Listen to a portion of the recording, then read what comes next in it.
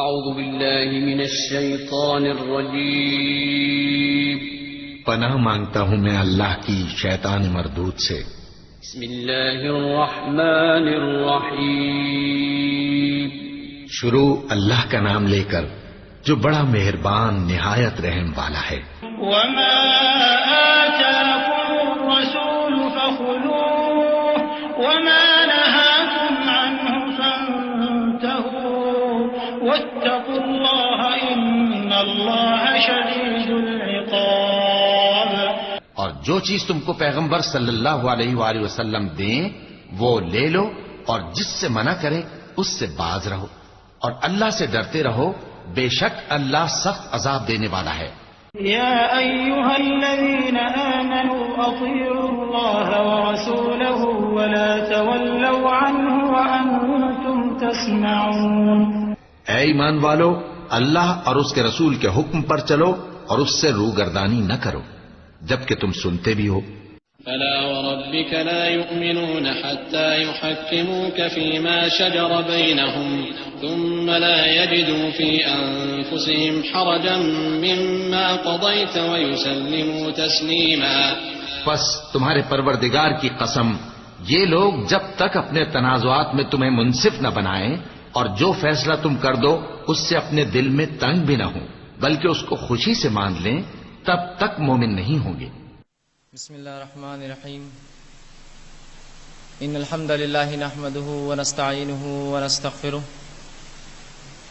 ونعوذ باللہ من شرور انفسنا ومن سیئات اعمالنا من يهدي الله فلا مضل له ومن يضلل فلا هادي له واشهد ان لا اله الا الله وحده لا شريك له واشهد ان محمدا عبده ورسوله وبعد فإن خير الحديث كتاب الله وخير الهدي هدي محمد صلى الله عليه وسلم وشر الأمور محدثاتها وكل محدثة بدعة وكل بدعة ضلالة وكل ضلالة في النار۔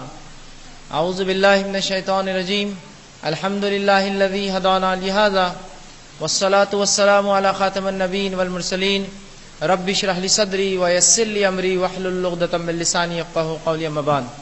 وقال عز وجل في القرآن المجيد: اعوذ باللہ من الشیطان الرجیم، بسم اللہ الرحمن الرحیم، وما ارسلنا من رسول الا لیطاع باذن اللہ، وقال یا ایھا الذین آمنوا اطیعوا اللہ ورسولہ ولا تولوا عنہ وانتم تسمعون، وقال النبی صلی اللہ علیہ وسلم من احب سنتی فمن احبنی ومن احبنی کان معی فی الجنہ۔ اما بعد، تمام تعریفیں اس اللہ عز و جل کے لیے لائق و زیبا ہیں جو تمام جہانوں کا بنانے والا اور اسے پالنے والا ہے، اور درود و سلام اس کے آخری نبی محمد صلی اللہ علیہ وسلم پر۔ الحمدللہ ہم یہاں اس چوتھی نشست میں جمع ہوئے ہیں۔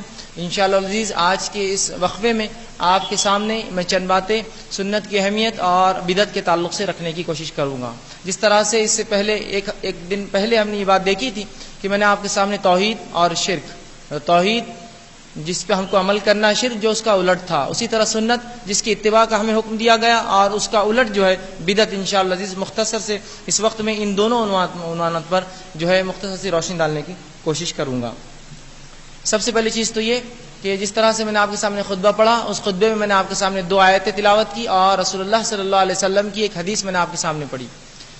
اللہ رب العزت قرآن میں سورہ نساء سورہ نمبر 4 آیت نمبر 63 میں فرماتا ہے اور کہتا ہے وَمَا أَرْسَلْنَا مِن رَّسُولٍ إِلَّا لِيُطَاعَ بِإِذْنِ اللَّهِ، کہ ہم نے کسی قوم کے پاس رسول نہیں بھیجا مگر اس لیے کہ اللہ کے حکم سے اس کی اطاعت کی جائے۔ مطلب اللہ رب العزت جب بھی انبیاءوں کو مبعوث کرتا ہے، بھیجتا ہے اور ان کو جو ہے اس منصب پر فائز کرتا ہے، مقصد یہ ہوتا ہے لِيُطَاعَ، کہ اللہ کے حکم سے اس کی اطاعت، اس کی فرمانبرداری، اس کی تابعداری، اس کی بات مانی جائے۔ تو گویا انبیاءوں کے بعثت کا مقصد یہ ہے کہ ان کی اطاعت فرمانبرداری کی جائے، ان کی تابعداری کی جائے، مکمل طور سے جو وہ کہے اس کو مانا جائے، مکمل طور سے جس سے وہ روکے اس سے رکا جائے، یہ ہے انبیاءوں کی اطاعت۔ اور اسی کے لیے اللہ فرمائے لیطاع باذن اللہ، کہ اللہ کے حکم سے ان کی اطاعت ہو، اس واسطے ہم انبیاءوں کو بھیجتے ہیں، مبعوث کرتے ہیں، ان کو جو ہے قوموں کی طرف، انسانوں کی طرف بھیجتے ہیں۔ اب انبیاء علیہ الصلوۃ والسلام کے آنے کا مقصد کیا ہوتا ہے یہ بات ہم سب جانتے ہیں۔ اللہ رب العزت ہم سے کیا چاہتا ہے وہ بتانے کے لیے اللہ انسانوں میں سے ایک انسان کو چنتا ہے جس تک وہ بذریعہ وحی اس تک وہ بات پہنچاتا ہے جو اللہ چاہتا ہے کہ اس کے جو مخلوق انسان جو ہے اور جن اس پر جو عمل کرے. تو اللہ رب العزت انبیاءوں کو اس لیے بھیجتا ہے کہ انبیاء ایک معلم ہوتے ہیں، یہ اللہ رب العزت کے ریپریزنٹیٹیو ہوتے ہیں، اس کے جو ہے کارکن ہوتے ہیں، اور اللہ جو انہیں حکم دیتا ہے یا اللہ جو چاہتا ہے ان کو بتاتا ہے کہ انسان کیا کرے اور کیا نہ کرے، اور یہ انسانوں تک وہ باتیں لا کر پہنچا دیتے ہیں کہ کیا کرنا ہے اور کیا نہیں کرنا. اور اسی مقصد کے تحت انبیاء علیہ الصلوۃ والسلام کو بھیجا گیا، اور ہمارا کام یہ تھا، ہمارا فریضہ یہ تھا کہ ہم ان کی اطاعت کریں. اور اسی مقصد کے تحت اللہ رب العزت نے کئی سینکڑوں انبیاءوں کو جو ہے اس روئے زمین پر بھیجا تاکہ لوگ اللہ کے حکم سے ان کی اطاعت کریں. اسی طرح اللہ رب العزت دوسری آیت میں جو میں نے آپ کے سامنے تلاوت کی، سورہ انفال کی آیت نمبر 20 تھی، اللہ رب العزت نے فرماتا ہے یا ایھا الذین آمنوا اطیعوا اللہ ورسولہ، اے وہ لوگوں جو ایمان لائے ہو. یاد رکھیے جب بھی ایسی آیتیں آپ کے سامنے آئے یا ہمارے سامنے آئے جس میں یہ الفاظ ہو اے وہ لوگوں جو ایمان لائے ہو، علامہ ابن کثیر رحمہ اللہ لکھتے ہیں یہ آیتیں مخصوص ہوتی ہیں اس لیے کہ یہ آیتیں تمام انسانیت سے خطاب نہیں کرتی ہے، انسانیت کے مخصوص حصے سے، ایک سیکشن سے خطاب کرتی ہے جو ایمان کا دعویٰ کرتی ہے. تو یہ آیت یا ایھا الذین آمنوا سے شروع ہے وہ لوگوں جو ایمان لائے ہو، یہ یا ایھا الناس نہیں ہے، یا اس طرح یا اہل الکتاب کا تذکرہ نہیں ہے، یا بنی آدم کا تذکرہ نہیں کیا جا رہا. یہاں بالخصوص انسانوں میں وہ لوگ جو اللہ پر ایمان کی بات کرتے ہیں رب العزت ان سے خطاب کرتا ہے. تو جب بھی علامہ ابن کثیر لکھتے ہیں کہ جب بھی ایسی آیتیں ہم سنیں یا ایھا الذین آمنوا بغور سنیں اس لیے کہ ہم سے خطاب ہے، اور اس کے بعد کا احکام ہمارے لیے بہت زیادہ اہم ہے اس لیے کہ وہ کریں گے تو ہم ایمان والے رہیں گے، اگر اس کا نہ ہوا تو یہ خطاب ہم سے نہ ہوا ہم ایمان والے نہ رہے. تو یہاں بھی اللہ فرما رہا اے وہ لوگوں جو ایمان لائے ہو یا ایھا الذین آمنوا اطیعوا اللہ ورسولہ، اطاعت کرو اللہ کی اور اس کے رسول صلی اللہ علیہ وسلم کی. اطاعت اور فرمانبرداری کا حکم آ رہا ہے. اور یہ ایک آیت نہیں ہے، قرآن اگر آپ اٹھا لیں تو ایسی دسیوں آیتیں آپ کو ایک کے بعد ایک ہر صورت میں ملیں گی جہاں اللہ اور اس کے رسول کی اطاعت کا حکم دیا گیا. تو یہاں اللہ رب العزت فرماتا ہے اطیعوا اللہ ورسولہ ولا تولوا عنہ وانتم تسمعون، اور اللہ اس کے رسول کی اطاعت کرو اور سننے کے باوجود منہ پھیر کر نہ جاؤ ان کی بات سے. مطلب جانتے بوجھتے بات کو سمجھتے ہوئے جبکہ تم سنتے ہو ان کی باتوں کو، سنتے اور جانتے بوجھتے ان کی بات سے پلٹ کر نہ جاؤ، اعراض نہ کرو، منہ نہ پھیرو. تو اس آیت نے بھی حکم دیا کہ اللہ کی اطاعت، اس کے رسول صلی اللہ علیہ وسلم کی اطاعت اور ان کی فرمانبرداری، ان کی تابعداری، ان کے طریقے پہ چلنے کا ہمیں حکم دیا، اور کہا سنتے جانتے مجھتے منہ پھیر کر نہ جاؤ ان کی اطاعت سے. تو یہاں بھی جو ہے اس آیت نے تاکید کر دی کہ ہمیں اللہ اور اس کے رسول صلی اللہ علیہ وسلم کی بات ماننا ہے. دیگر انبیاء و رسول جو رسول اللہ صلی اللہ علیہ وسلم سے پہلے مبعوث ہوئے، پہلے آئے، یہ مخصوص ہوتے کسی قوم کی طرف، ان کا پیغام ایک وقت تک ہوتا اور یہ نبی ایک مخصوص حصے کے لیے آتے ہیں انسانیت کی. لیکن رسول اللہ صلی اللہ علیہ وسلم کا معاملہ دوسرے انبیاءوں سے ہٹ کر ہے. یہ بات میں نے آپ کے سامنے رکھی تھی، یہ بات آپ اور ہم جانتے ہیں کہ رسول اللہ صلی اللہ علیہ وسلم کو اللہ رب العزت نے فرمایا وما ارسلناک الا رحمۃ للعالمین، کہ اے نبی ہم نے آپ کو تمام انسانیت کے لیے رحمت بنا کر بھیجا. تو رسول اللہ صلی اللہ علیہ وسلم انسانوں کے لیے بھی رحمت ہے، ان کے بھی نبی ہے، کہ تو عالم میں یہ بھی شامل ہے. رسول اللہ جنوں کے بھی نبی ہے، رسول اللہ صلی اللہ علیہ وسلم چرند اور پرند کے بھی نبی ہے، رسول اللہ صلی اللہ علیہ وسلم تمام مخلوقات جو بھی عالم میں ہیں ان تمام کے نبی ہے. اور اس کی وضاحت ہوتی ہے احادیث شریفہ سے.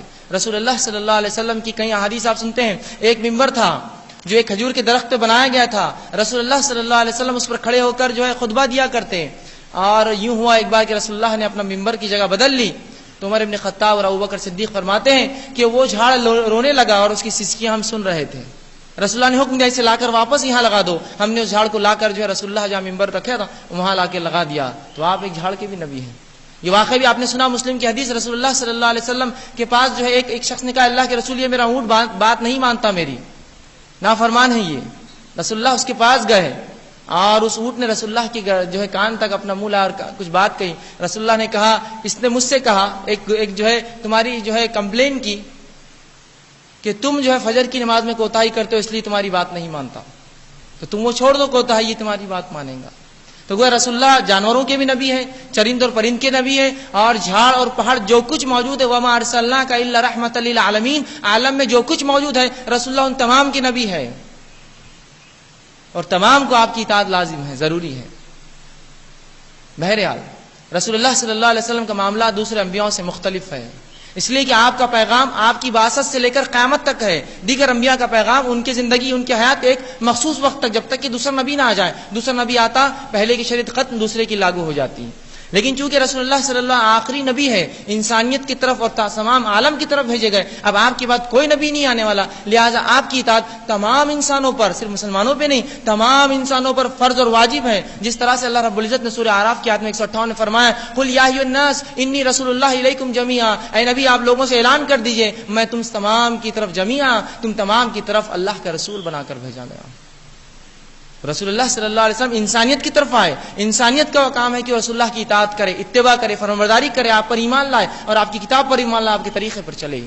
تو جب انسانیت کو یہ حکم ہے تو مسلمانوں کو یہ حکم اور بڑھ چڑھ کر ہے اور زیادہ اولا ان پر واجب ہوتا ہے یہ عمل کہ جب انسانیت کو حکم آ رہا ہے کہ رسول اللہ کی اطاعت کرو تو یہاں مسلمانوں پر تو بڑھ چڑھ کر یہ بات اور زیادہ لاگو ہوتی ہے. چونکہ ہم نے ایمان کا دعویٰ کیا تو لہٰذا ہم پر یہ بات زیادہ واجب ہوئی.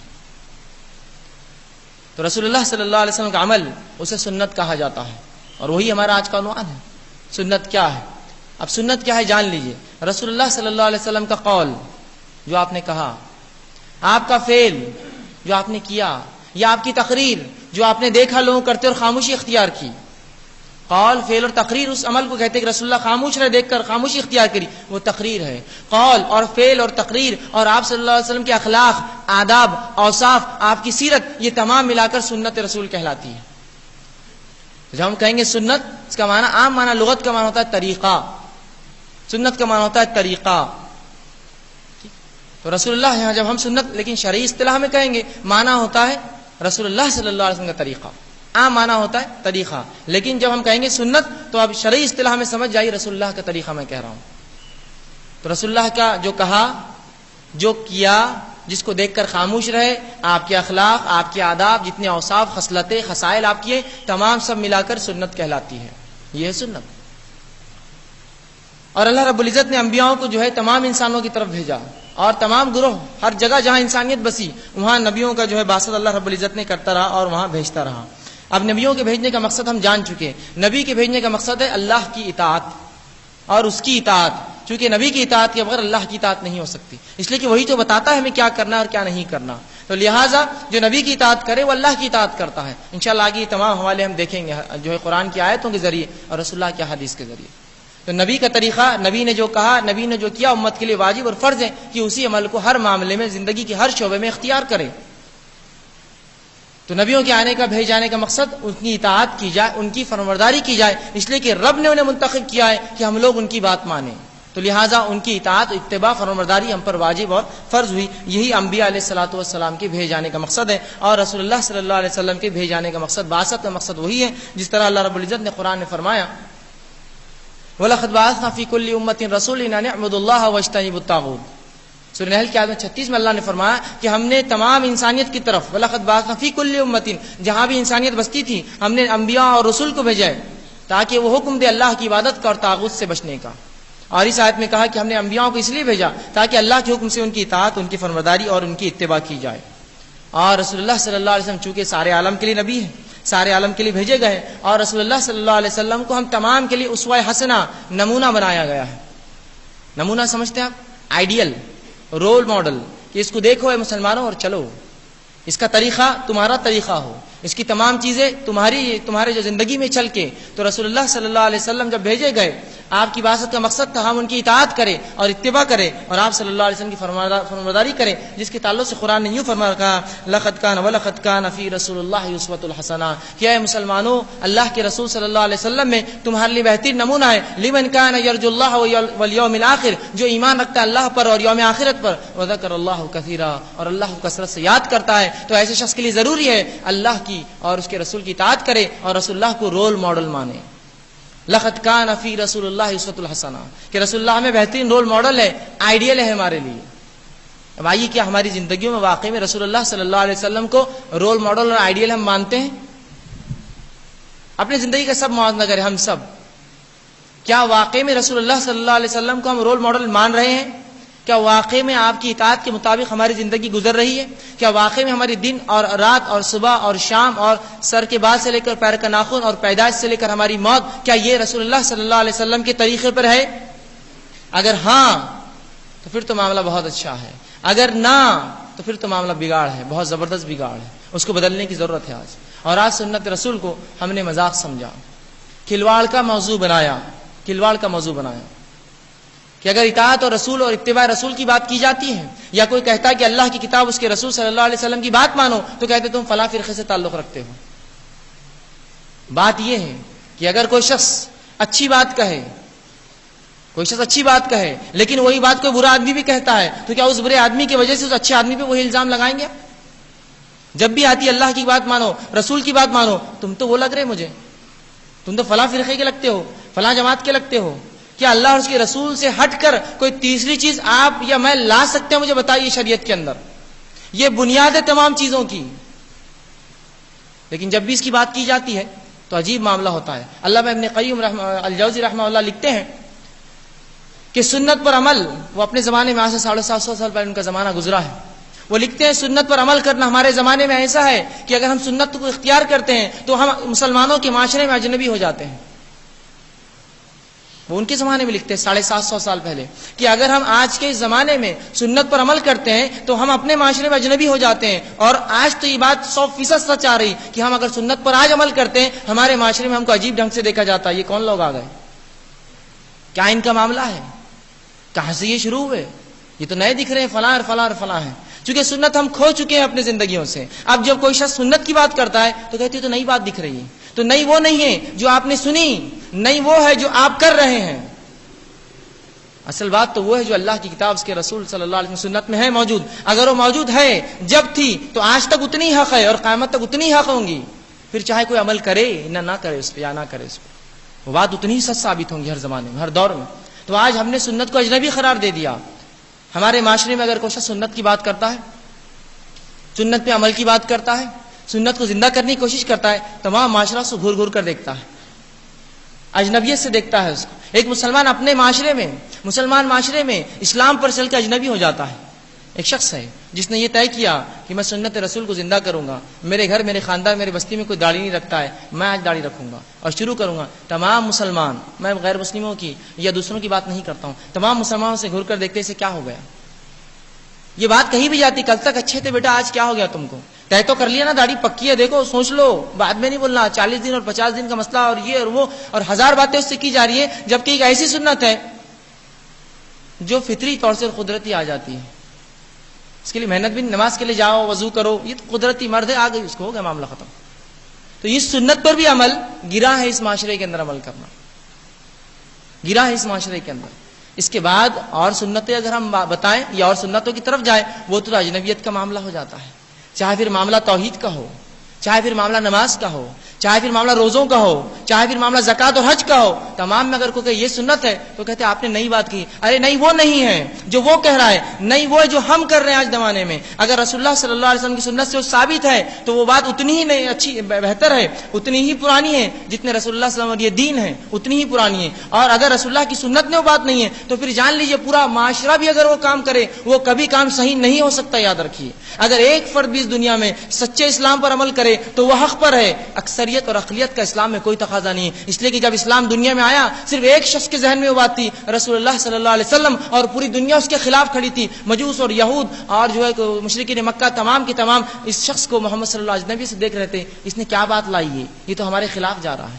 تو ایک فرد واحد کے ذہن میں وہ چیز ہے جو اسلام آج ہم سمجھتے ہیں، وہاں سے وہ نکلتی ہے. اگر اقلیت اور اکثریت کا تقاضا ہوتا تو اسی وقت اسلام ختم کر دینا چاہیے تھا اللہ نے، اس لیے کہ اکثریت تو شرک میں ملوث تھی.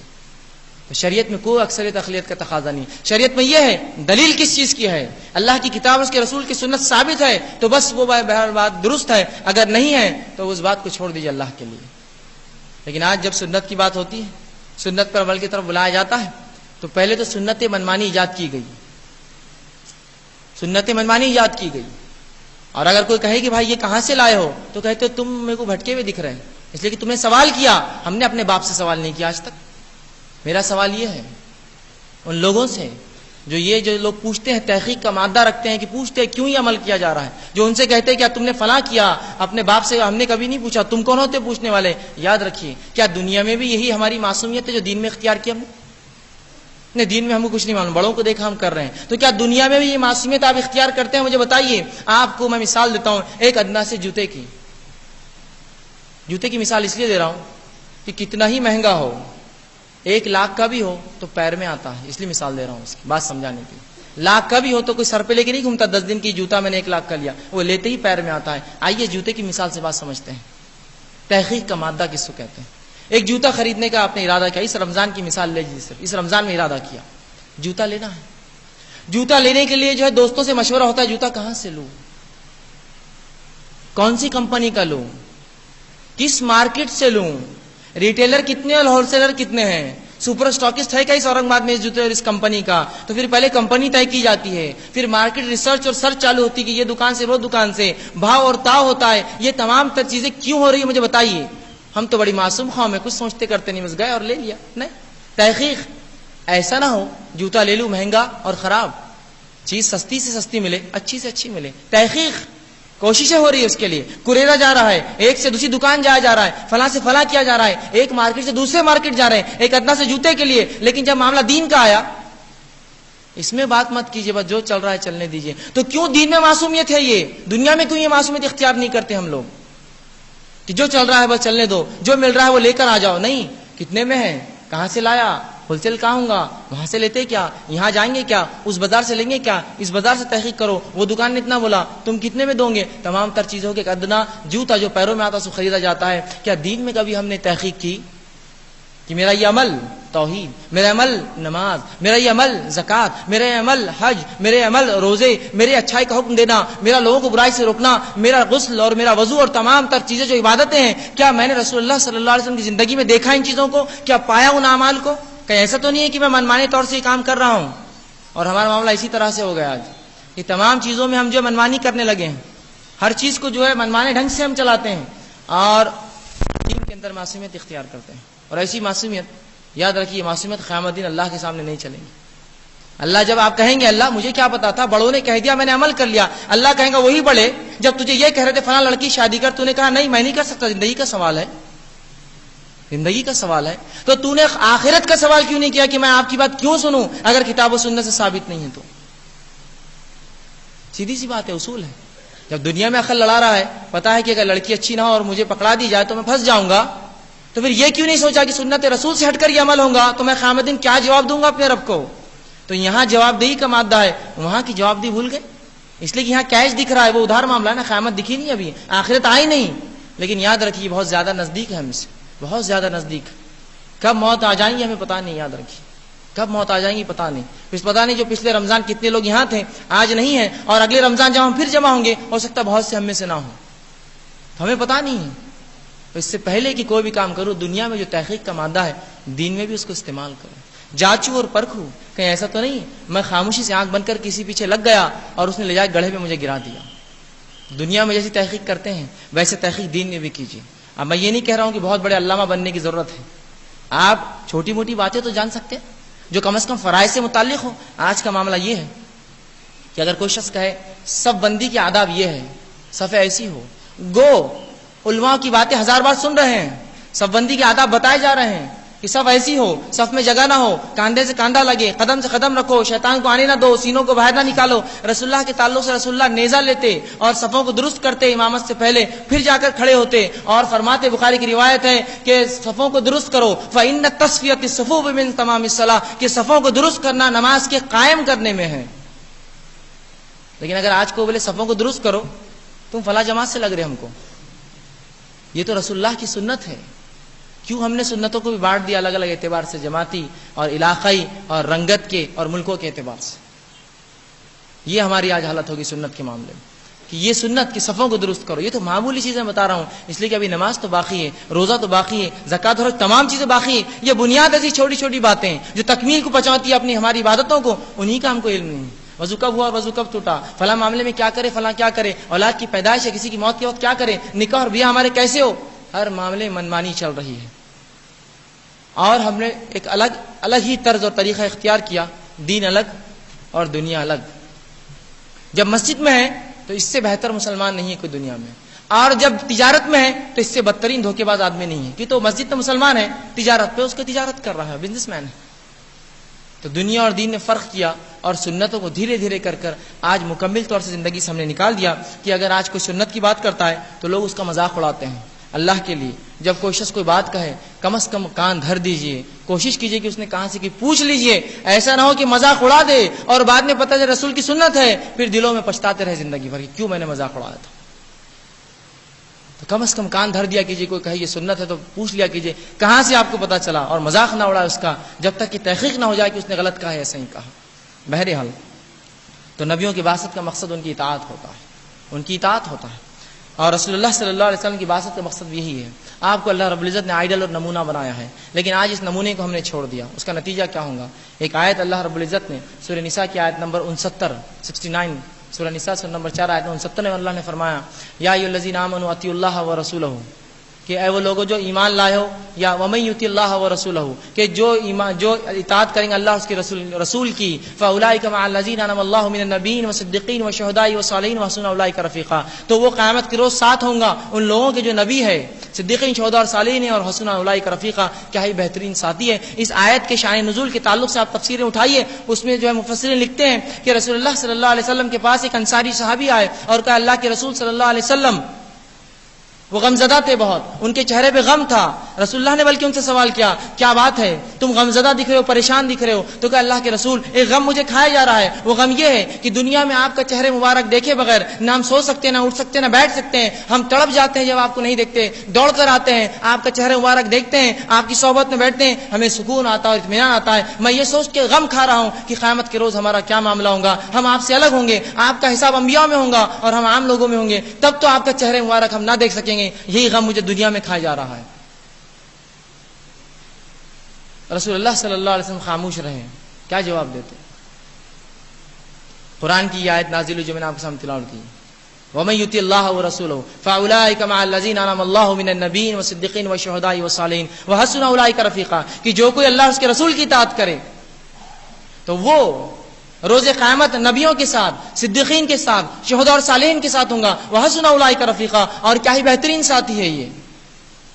اور پھر رسول اللہ صلی اللہ علیہ وسلم فرمایا المرء مع من احب، انسان اس کے ساتھ جس سے وہ محبت کرتا ہے. اور صحابہ کہتے ہیں اس حدیث کے سننے سے زیادہ ہمیں کبھی کسی حدیث پر خوشی نہیں ہوئی کہ انسان اس کے ساتھ جس سے محبت کرتا ہے. اور ہم جانتے تھے کہ ہم رسول اللہ سے محبت کرتے ہیں، لہذا ہمارا حساب ان کے ساتھ ہوگا، کیوں تو انسان اسی کے ساتھ جس سے محبت کرتا ہے. اور انس بن مالک رضی اللہ عنہ، بخاری کی روایت ہے، رسول اللہ صلی اللہ علیہ وسلم اور صحابین کی قبر ابوبکر صدیق اور عمر ابن خطاب کی قبر سے جب گزرتے تو یہ کہتے ہوئے جاتے کہ انشاءاللہ العزیز قیامت دن میرا فیصلہ اللہ کے رسول ابوبکر اور عمر کے ساتھ ہوگا، اس لیے کہ میں ان سے محبت کرتا ہوں. کہ رسول اللہ نے کہا المرء مع من احب، انسان اس کے ساتھ جس سے محبت کرتا ہے. جس نے رسول اللہ سے محبت کی، رسول اللہ کی محبت کیا ہے؟ ان کی اطاعت ہے. محبت یہ نہیں کہ صرف منہ سے کہتے رہو اور عمل میں خالی رہو، بلکہ ان کی اطاعت ہے. جس نے رسول کی اطاعت کی، رسول کے جیسا رہا، وہ رسول کے ساتھ ہے. جس نے فلم اسٹاروں کی اتباع کی، ان سے محبت کی، ان کے طریقے کو اپنایا، وہ ان کے ساتھ ہے. جس نے جو اسپورٹس اسٹارز کو پسند کیا، ان کے بھی طریقے پہ چلا، ان کی اتباع کی، وہ ان کے طریقوں پہ. جس نے کفاروں کو پسند کیا، ان کے طرز کو اپنایا اور ان کے طریقے پہ چلا، وہ ان کے ساتھ ہوں گا. المرء مع من احب، انسان اس کے ساتھ جس سے محبت کرتا ہے. سیدھی سی بات ہے. محبت کس کو کہتے ہیں؟ آئیے میں مثال دے دوں محبت کی. محبت کیا ہوتی ہے؟ محبت کسی چیز کا صرف نام نہیں ہے. محبت ہوتی ہے اطاعت. محبت کے اندر اطاعت چھپی ہے، یاد رکھیے. اگر میں یہ کہوں آپ سے کہ میں اپنے والدین سے محبت کرتا ہوں، کیا تصور ہے آپ میرے بارے میں؟ آپ یہ تصور کر رہے ہوں گے شاید خدمت کرتا ہو، راتوں میں پیر دباتا ہو، کبھی ارے ترے نہ کہتا ہوں گا، اف بھی نہ کرتا ہوں گا، فلاں کرتا ہوں گا. یہی تو آپ سوچتے ہیں نا. مطلب محبت میری اطاعت کو آپ تصور کر رہے ہیں. تو محبت مطلب اطاعت. اگر میں کہوں میں والدین سے محبت کرتا ہوں اور ان کو مارتا ہوں تو آپ کہیں گے محبت ہے نہیں. تو اگر میں کہتا ہوں کہ رسول سے مجھے محبت ہے تو اطاعت لازم ہے اس کے ساتھ. اگر اطاعت رسول نہیں ہے تو محبت بیکار ہے، یاد رکھیے. جس طرح سے آج محبت کے نعرے چلتے ہیں اطاعت کے بغیر. نبی سے محبت کے دعوے ہیں، اس کے نعرے ہیں، لیکن اطاعت کہاں ہے بھائی؟ طریقہ کہاں ہے رسول کا؟ چیز کہاں ہے وہ جو چاہیے تھی؟ وہاں سب منمانی چل رہی ہے. پھر رسول سے محبت کے دعوے ہیں. تو محبت کے ساتھ اطاعت ہوتی ہے. محبت کا لازم جز جو ہے اطاعت ہے، فرمانبرداری ہے، اتباع ہے، اس طریقے پہ چلنا ہے، اس کے پسند کو پسند کرنا ہے، اس کی ناپسند کو ناپسند کرنا ہے، اس کی اچھائی کو اچھائی سمجھنا ہے، اس نے اس کو برا سمجھا اس کو برا سمجھنا ہے، اس نے جو کیا وہ کرنا ہے، اس نے جو نہ کیا وہ نہیں کرنا ہے. یہ اطاعت، یہ ہے محبت. تو بہرحال یہ ضروری ہے کہ رسول اللہ صلی اللہ علیہ وسلم کو ہر معاملے میں آئیڈیل نمونہ بنائے، جیسا قرآن نے ہمیں کہا. اسی طرح جو ہے اللہ رب العزت نے قرآن میں مختلف مقامات پر، اتنے مقامات ہیں کہ میرے لیے گنانا مشکل ہے جہاں رسول اللہ کی اتباع کا حکم دیا. اتنے مقامات جس کی کوئی انتہا نہیں. لیکن اس کے باوجود بھی آج ہمارا کیا حال ہے؟ اطاعت کے معاملے میں کیا ہمارا حال ہے؟ فرمانبرداری کے معاملے میں کیا حال ہے؟ کہ آج ہمارے زندگی کا کوئی بھی شعبہ اٹھا لیجئے، کوئی بھی شعبہ اٹھا لیجئے، وہ سنت سے خالی ہے، سنت سے خالی، افسوسات کہہ رہا ہوں، وہ شعبے سنت سے خالی ہے، چاہے وہ میرا معاملہ ہو یا آپ کا معاملہ ہو۔ آج ہمارے شعبے سنت سے خالی ہیں۔ اگر صحابہ اس دور میں آ جاتے اور ہم لوگوں کو دیکھ لیتے تو شاید میں سمجھتا ہوں وہ ہم کو مسلمان بھی نہ مانتے۔ کیا ایسا مسلمان ہوتا ہے کیا کہ رسول کی سنتوں پر انہوں نے جان دی، اور یہ مسلمان رسول کو رسول مان کر سنت تو جان دینا تو دور، سنت پر عمل بھی نہیں کرتا؟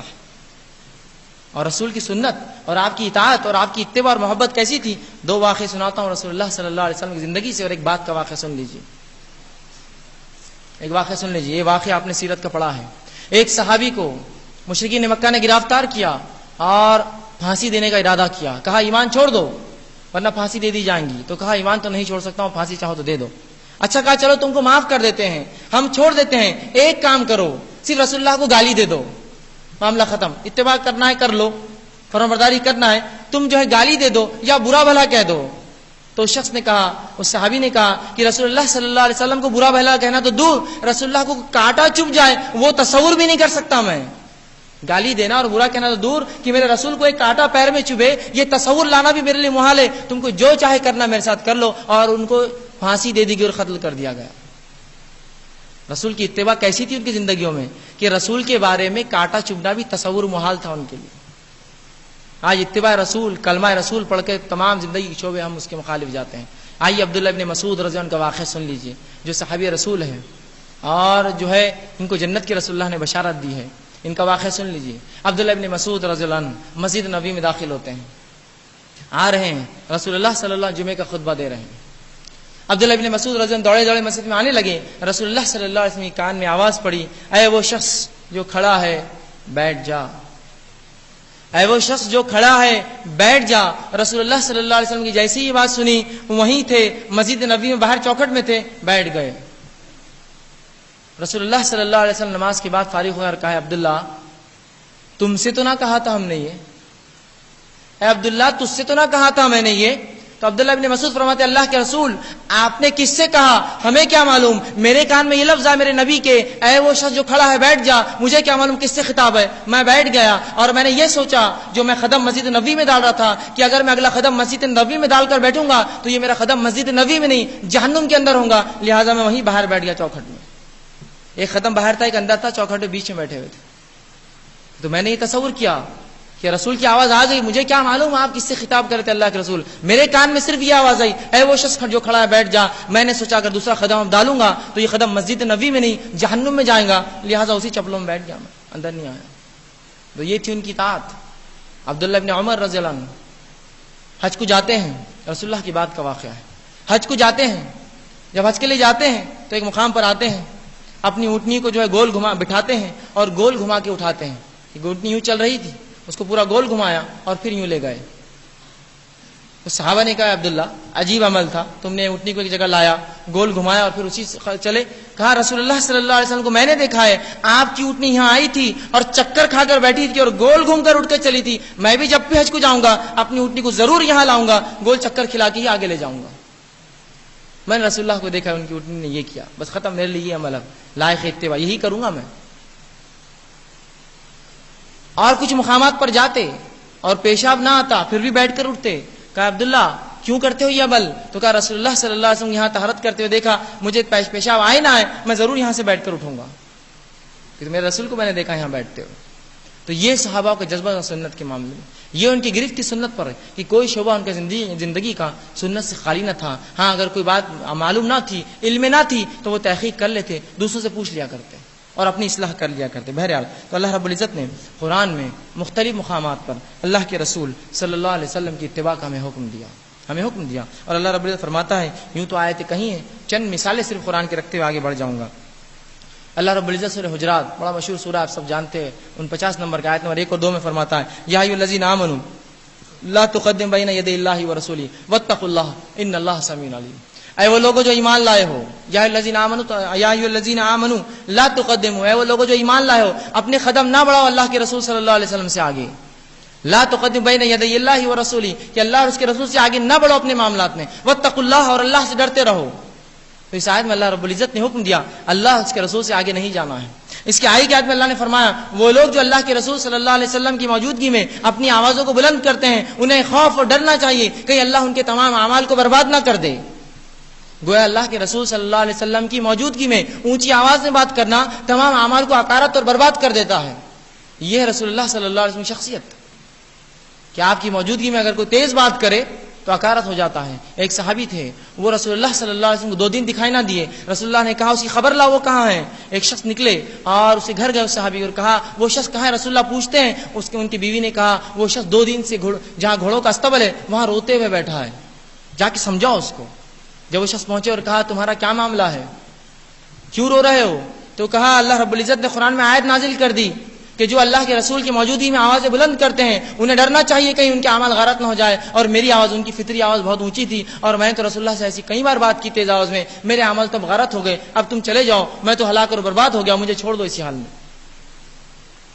صحابہ اتنا ڈر رکھتے تھے اور خوف کہ رسول اللہ کی موجودگی میں آواز ہی بلند ہو جائے تو وہ تصور یہ کرتے اعمال برباد ہو گئے میرے. حالانکہ آیت بعد میں اتری, اس کے بعد کبھی انہوں نے تیز بات نہ کی. عمر ابن خطاب رضی اللہ عنہ کے تعلق سے آتا ہے کہ جب رسول اللہ سے بات کرتے تو رسول اللہ کئی بار بولتے عمر کیا اتنے دھیرے سے بات کرتے کہ قرآن کی آیت آ گئی کہ نبی کی موجودگی میں آواز تیز نہ ہو تو اتنے ہلو بولتے کہ رسول اللہ پوچھتے عمر کیا بولنا چاہ رہے ہو. 2 سے 3 بار پوچھنا پڑتا تب عمر بولتے رسول اللہ, اتنے ہلو سے بات کرتے.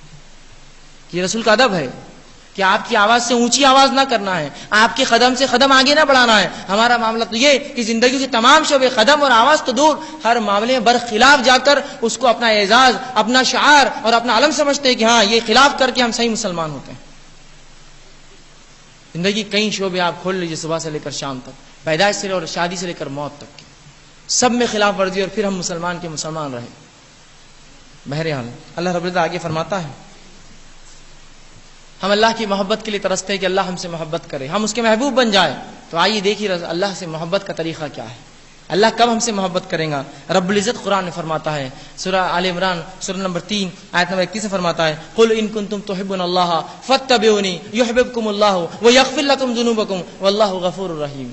کیا معنی ہوا کہ اللہ رب العزت فرماتا ہے قل, اے نبی کہہ دو ان اہل کتاب سے, مشرکین مکہ سے, مجوسیوں سے جو تمام کی تمام اللہ سے محبت کا دعویٰ کرتے تھے, کہہ دو, اعلان کر دو قل ان کنتم تحبون اللہ, اگر تم اللہ سے محبت کا دعویٰ کرتے ہو فاتبعونی, میری اتباع تم پر واجب ہے, چارہ نہیں. مطلب اگر اللہ سے محبت کا ہم دعویٰ کرتے ہیں اور یہ سمجھتے کہ اللہ ہم سے محبت کرے تو رسول کی اتباع لازم فرض شرط ہے, اس کے لیے یاد رکھ لیجیے. کہ مشرکین مکہ بولتے اللہ سے ہم محبت کرتے, یہودی بھی زمانے کے بولتے اللہ سے محبت کریں, عیسائی بھی بولتے, مجوسی بولتے. اللہ نے پیمانہ بتا دیا اللہ کی محبت کب ملے گی, کون سچا اللہ سے محبت کرتا ہے. فاتبعونی یحببکم اللہ, تو اللہ پھر تم سے محبت کرے گا. ویغفر لکم ذنوبکم, دوسرا فائدہ ہے تمہارے گناہوں کو معاف کرے گا.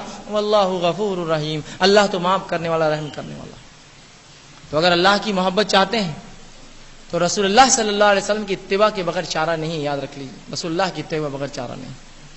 آئیے آگے دیکھتے ہیں اللہ رب العزت نے رحم کے تعلق سے, آج ہم اللہ کے رحم کی محتاج ہیں, آج ہم پر ظلم اور ستم ہوتا ہے, اب یہ رحم ہم پر کب ہوگا. رب العزت نے قرآن میں اعلان کر دیا سورہ آل عمران کی آیت نمبر 132 میں اللہ فرماتا ہے وَأَطِیعُوا اللَّهَ وَرَسُولَهُ رَسُولَهُ لَعَلَّکُمْ تُرْحَمُونَ, اطاعت کرو اللہ کی اور اس کے رسول کی تاکہ تم پر رحم کیا جائے.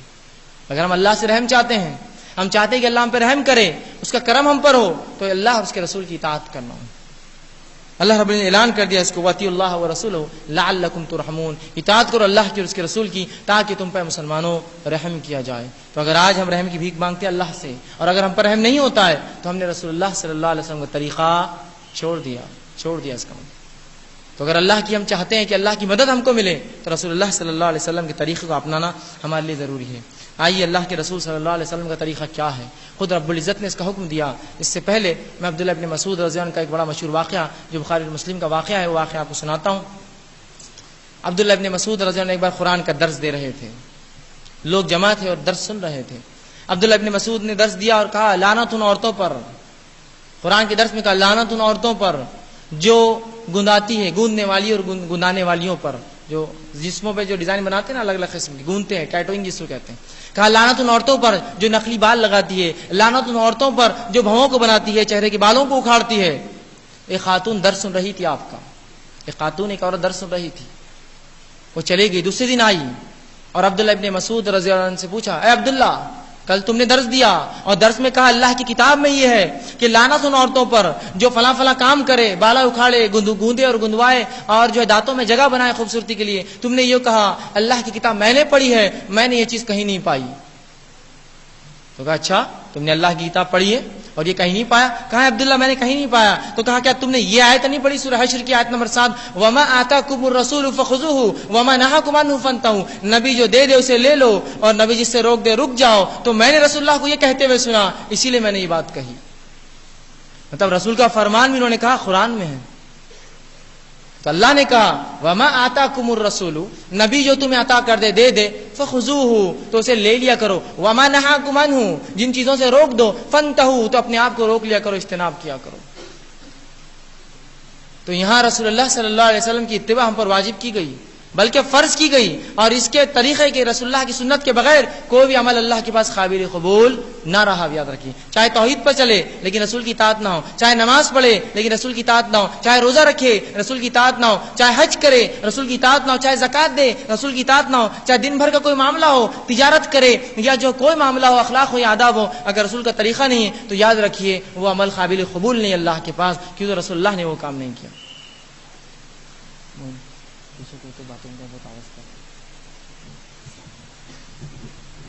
تو یہاں اللہ رب العزت نے یہاں حکم دیا کہ نبی جو دے دے اسے لے لو اور جس سے روک دے اس سے رک جاؤ. تو یہاں اللہ کے رسول صلی اللہ علیہ وسلم کی اطاعت ہم پر واجب اور فرض کی گئی ہے. اور عبداللہ ابن مسعود رضی اللہ عنہ صحابہ نے ایسا ہی سمجھا اس چیز کو. لیکن کتنے بار ہوتا ہے سنت کا جب معاملہ آتا ہے تو اتنا آسانی سے لیتے ہیں، ہاں سنت پہ عمل کرے تو ٹھیک، نہیں کرے تو کوئی نہیں. تو رب العزت کو کہے کی ضرورت تھی پھر انبیاء کو بھیجنے کی جب سنت پہ عمل کی ضرورت نہیں تھی؟ ٹھیک والا معاملہ تھا صرف. یاد رکھیے میں سوال کرتا ہوں، کوئی توحید پر چلے لیکن سنت کے مطابق نہ ہو تو کیا توحید مانی جائیں گی؟ کوئی نماز پڑھے اور سنت کے مطابق نہ ہو تو کیا مانی جائیں گی؟ کوئی روزہ رکھے اور سنت کے مطابق نہ ہو تو کیا مانا جائے گا؟ کوئی حج کرے اور سنت کے مطابق نہ ہو کیا مانا جائے گا؟ کوئی زکات دے اور سنت کے مطابق نہ ہو کیا مانی جائیں گی وہ عبادت؟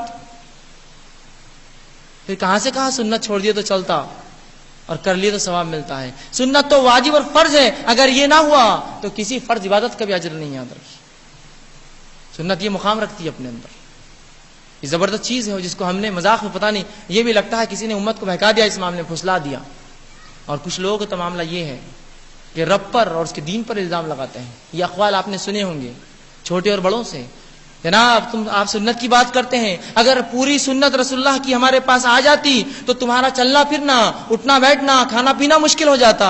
سوال یہ رب فرماتا ہے وما آتاکم الرسول فخذوه، نبی جو دے دے لے لو، وما نهاکم عنه فانتهوا جو جس سے روک دے اس سے رک جاؤ. اور فرمایا لقد کان فی رسول اللہ اسوۃ الحسنہ، نبی اکرم میں تمہارے لیے بہترین نمونہ ہے. یہ نمونہ تو ہم تک پہنچا ہی نہیں.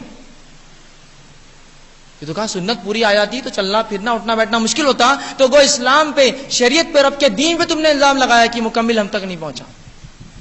ذرا سوچ لو بولنے سے پہلے. کسی گروہ کے خلاف، کچھ لوگوں کے خلاف جن کو ہم اپنے مخالف سمجھتے ہیں، ان کو روکنے کے چکر میں یہ باتیں منہ سے لوگ کہہ بیٹھتے ہیں اور وہ سمجھتے بھی نہیں اس کا اثر کہاں تک ہوتا ہے جا کر. وہ دین ناقص سے مکمل نہیں ہے، پورا آ جاتا تو مشکل ہو جاتا. دوسرا یہ اسلام بہت مشکل دین ہے، تبھی تو کہا جا رہا پورا آ جاتا تو ہم کہتے ہیں چلو اچھا ہی ہوا جو نہیں آیا بہت اچھا ہوا، اور جو باقی ہے وہ بھی نہ پڑھو، اس لیے کہ پڑھو گے تو پھر عمل کرنا پڑے گا.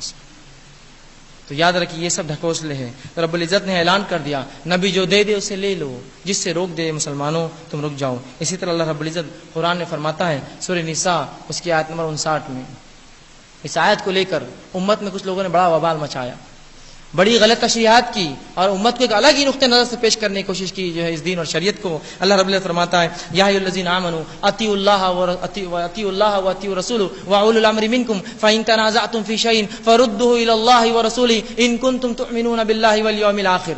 اللہ فرماتا ہے اس آیت کے اندر اے وہ لوگوں جو ایمان لائے ہو، یا ایھا الذین آمنوا اطیعوا اللہ، اطاعت کرو اپنے رب اللہ کی، واطیعوا الرسول اور اطاعت کرو اپنے رسول کی، واولی الامر منکم اور تم میں وہ لوگ جو اولو الامر ہے، اس میں خلیفہ وقت یا خلفاء اور علماء اس کے اندر شامل ہیں، اولو الامر ہوتے ہیں ہمارے.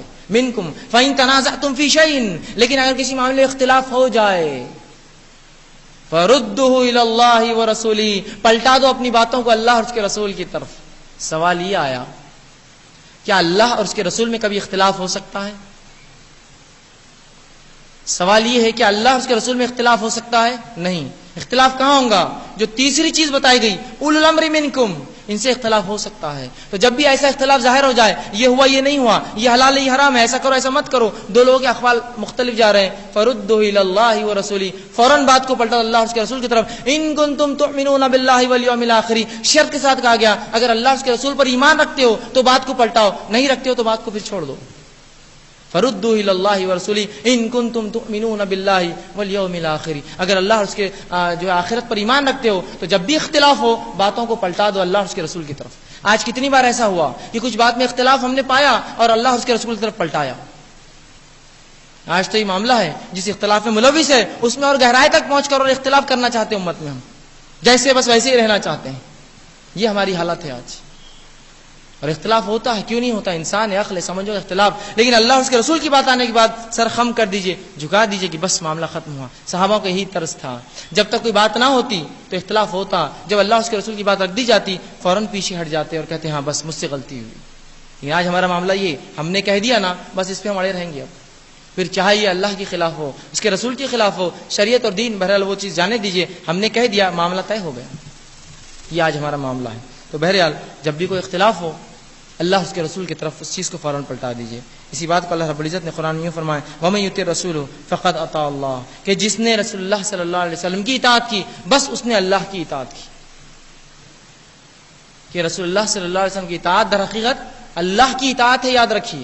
جس نے رسول کی اطاعت کی وَمَن يُطِعِ الرَّسُولَ فَقَدْ أَطَاعَ اللَّهَ، اس نے اللہ کی اطاعت کی. تو گویا رسول اللہ کی اطاعت میں اللہ کی اطاعت ہے، رسول اللہ کی فرمانبرداری میں اللہ کی فرمانبرداری ہے. اور رسول اللہ صلی اللہ علیہ وسلم کیا شخصیت ہے، آپ کی ذات کیا ہے، آپ کا مقام کیا ہے، یہ وہ ذات ہے، یہ وہ ذات ہے جس کی وجہ سے جنت کا دروازہ کھولا جائے گا. آپ وہ شخص ہوں گے جو سب سے پہلے جنت میں داخل ہوں گے اور آپ کی وجہ سے دروازہ کھولا جائے گا. رسول اللہ صلی اللہ علیہ وسلم وہ شخصیت ہے جو رسول اللہ فرماتے ہیں کہ میرے ہاتھ میں قیامت کے روز علم ہوگا جھنڈا اور میرے علم تلے تمام انبیاء اور رسول اور اقوام ہوں گے.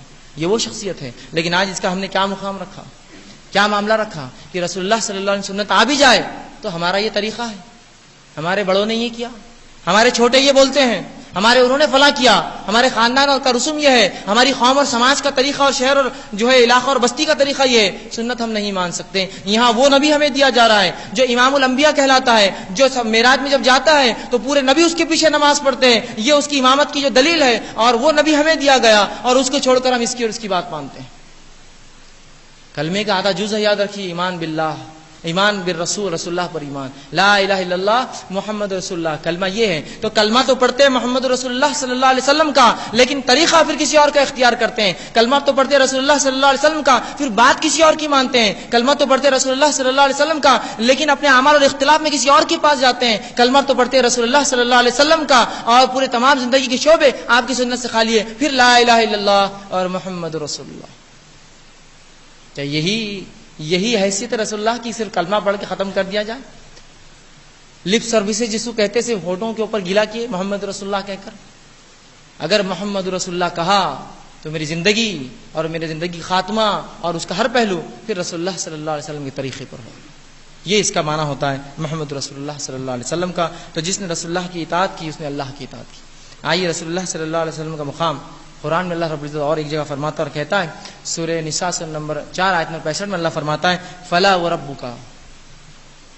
پھر غور سے سنی اس آیت کو، فلا وربک لا یؤمنون حتی یحکموک فیما شجر، کہ اللہ رب العزت اعلان کرتا اور کہتا ہے فلا وربک، تو قسم ہے تیرے رب کی. اللہ اپنی قسم کھا رہا ہے. فلا وربک، تو قسم ہے تیرے رب کی، لا یؤمنون حتی یحکموک فیما شجر بینہم، کہ جب تک کہ قسم ہے تیرے رب کی یہ لوگ ایمان والے نہیں ہو سکتے جب تک کہ اپنے تمام اختلاف میں آپ کو حاکم نہ بنا لے. یؤمنون حتی، اللہ فرماتا ہے یحکموک فیما شجر بینہم ثم لا یجدوا فی انفسہم حرجا مما قضیت ویسلموا تسلیما، اور جب تک کہ اپنے اختلافات میں آپ کو حاکم نہ مان لے اور جو فیصلہ آپ سنا دے اس کو سر خم کر کے جب تک تسلیم نہ کرے یہ ایمان والے نہیں ہو سکتے. آئیے اپنے زندگی کے شعبے جانچ لیں. کیا رسول اللہ صلی اللہ علیہ وسلم کا حاکم مانا ہم نے ہر شعبے؟ یہ رسول اللہ کا عمل تھا، میں اس سے خلاف نہیں کر سکتا ہوں. تو اللہ نے اپنی قسم کھا کے کہا یہ قسم ہے تیرے رب کی ہے محمد صلی اللہ علیہ وسلم کہ یہ ایمان والے نہیں ہو سکتے جب تک کہ اپنے تمام اختلاف میں آپ کو حاکم نہ مان لے، اور جب آپ فیصلہ دے دے یسلم تسلیما، تو سر خم کر کے تسلیم کر لے کہ یہی درست. تو ایمان والے نہیں ہو سکتے جب تک. تو ایک کوئی شخص اپنے آپ کو ایمان والا کہے اور یہ عمل نہ کرے، رسول اللہ صلی اللہ علیہ وسلم یہ طریقے پہ نہ چلے، تو پھر یاد رکھیے اللہ نے اپنی قسم کہا کر وہ ایمان والا نہیں ہے، پھر وہ چاہے کتنا ہی کہہ لے اپنی زبان سے، رب کے نزدیک وہ ایمان والا نہیں ہے جو اپنے تمام اختلافات میں رسول اللہ صلی اللہ علیہ وسلم اپنا حاکم نہ مانتا ہو۔ آئیے آگے دیکھیے، رب العزت جو ہے اگر ہم رسول اللہ کی بات نہ مانیں تو کیا ہوگا، جو آج طریقہ ہم نے اختیار کیا ہے تو کیا ہوگا۔ آئیے سنیے اللہ رب العزت قرآن میں کیا کہتا ہے۔ بہرحال وقت کم ہے اور موضوع میرا بڑا ہے، مختصر سے بہرحال حوالے میں خالی بولتا ہوا آیتوں کے ترجمے رکھتے ہوئے آپ کے سامنے چلتا ہوں۔ اللہ رب العزت قرآن میں فرماتا ہے، سورہ احزاب سورہ نمبر 33 آیت نمبر 36 سے فرماتا ہے، وما كان لمؤمن ولا مؤمنة اذا قضى الله امرا ان يقول لهم الخيرات من امرهم ومن يعص الله ورسوله فقد ضل ضلالا مبينا، کہ کسی مومن مرد اور عورت کے لیے جائز نہیں ہے کہ جب اللہ اور اس کے رسول صلی اللہ علیہ وسلم کوئی بات کا فیصلہ کر دے ان میں تو وہ کسی قسم کا اس کے اندر اپنی رائے رکھے اس فیصلے میں۔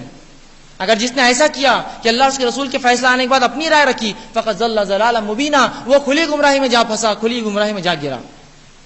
تو اللہ اس کے رسول کی بات آنے کے بعد تسلیم کرنا ہے، تو یہاں کا جائز نہیں ہے، اللہ کے رسول صلی اللہ علیہ وسلم کی بات کو چھوڑنا، سنت کا ترک کرنا جائز نہیں ہے۔ آگے آئیے اور کیا کہا اللہ نے ان لوگوں کے تعلق سے جو سنت رسول کو چھوڑ دیتے ہیں، اطاعت رسول کو چھوڑ دیتے ہیں، ان کو اللہ رب العزت نے فاسق کہا، اور یوں فرمایا سورہ توبہ کی آیت نمبر 24 کے اندر، قل ان كان آباؤكم وابناؤكم واخوانكم وازواجكم وعشيرتكم واموال اقترفتموها وتجارة تخشون كسادها ومساكين ترضونها احب اليكم من الله ورسوله وجهاد في سبيله فتربصوا حتى ياتي الله بامره والله لا يهدي القوم الفاسقين۔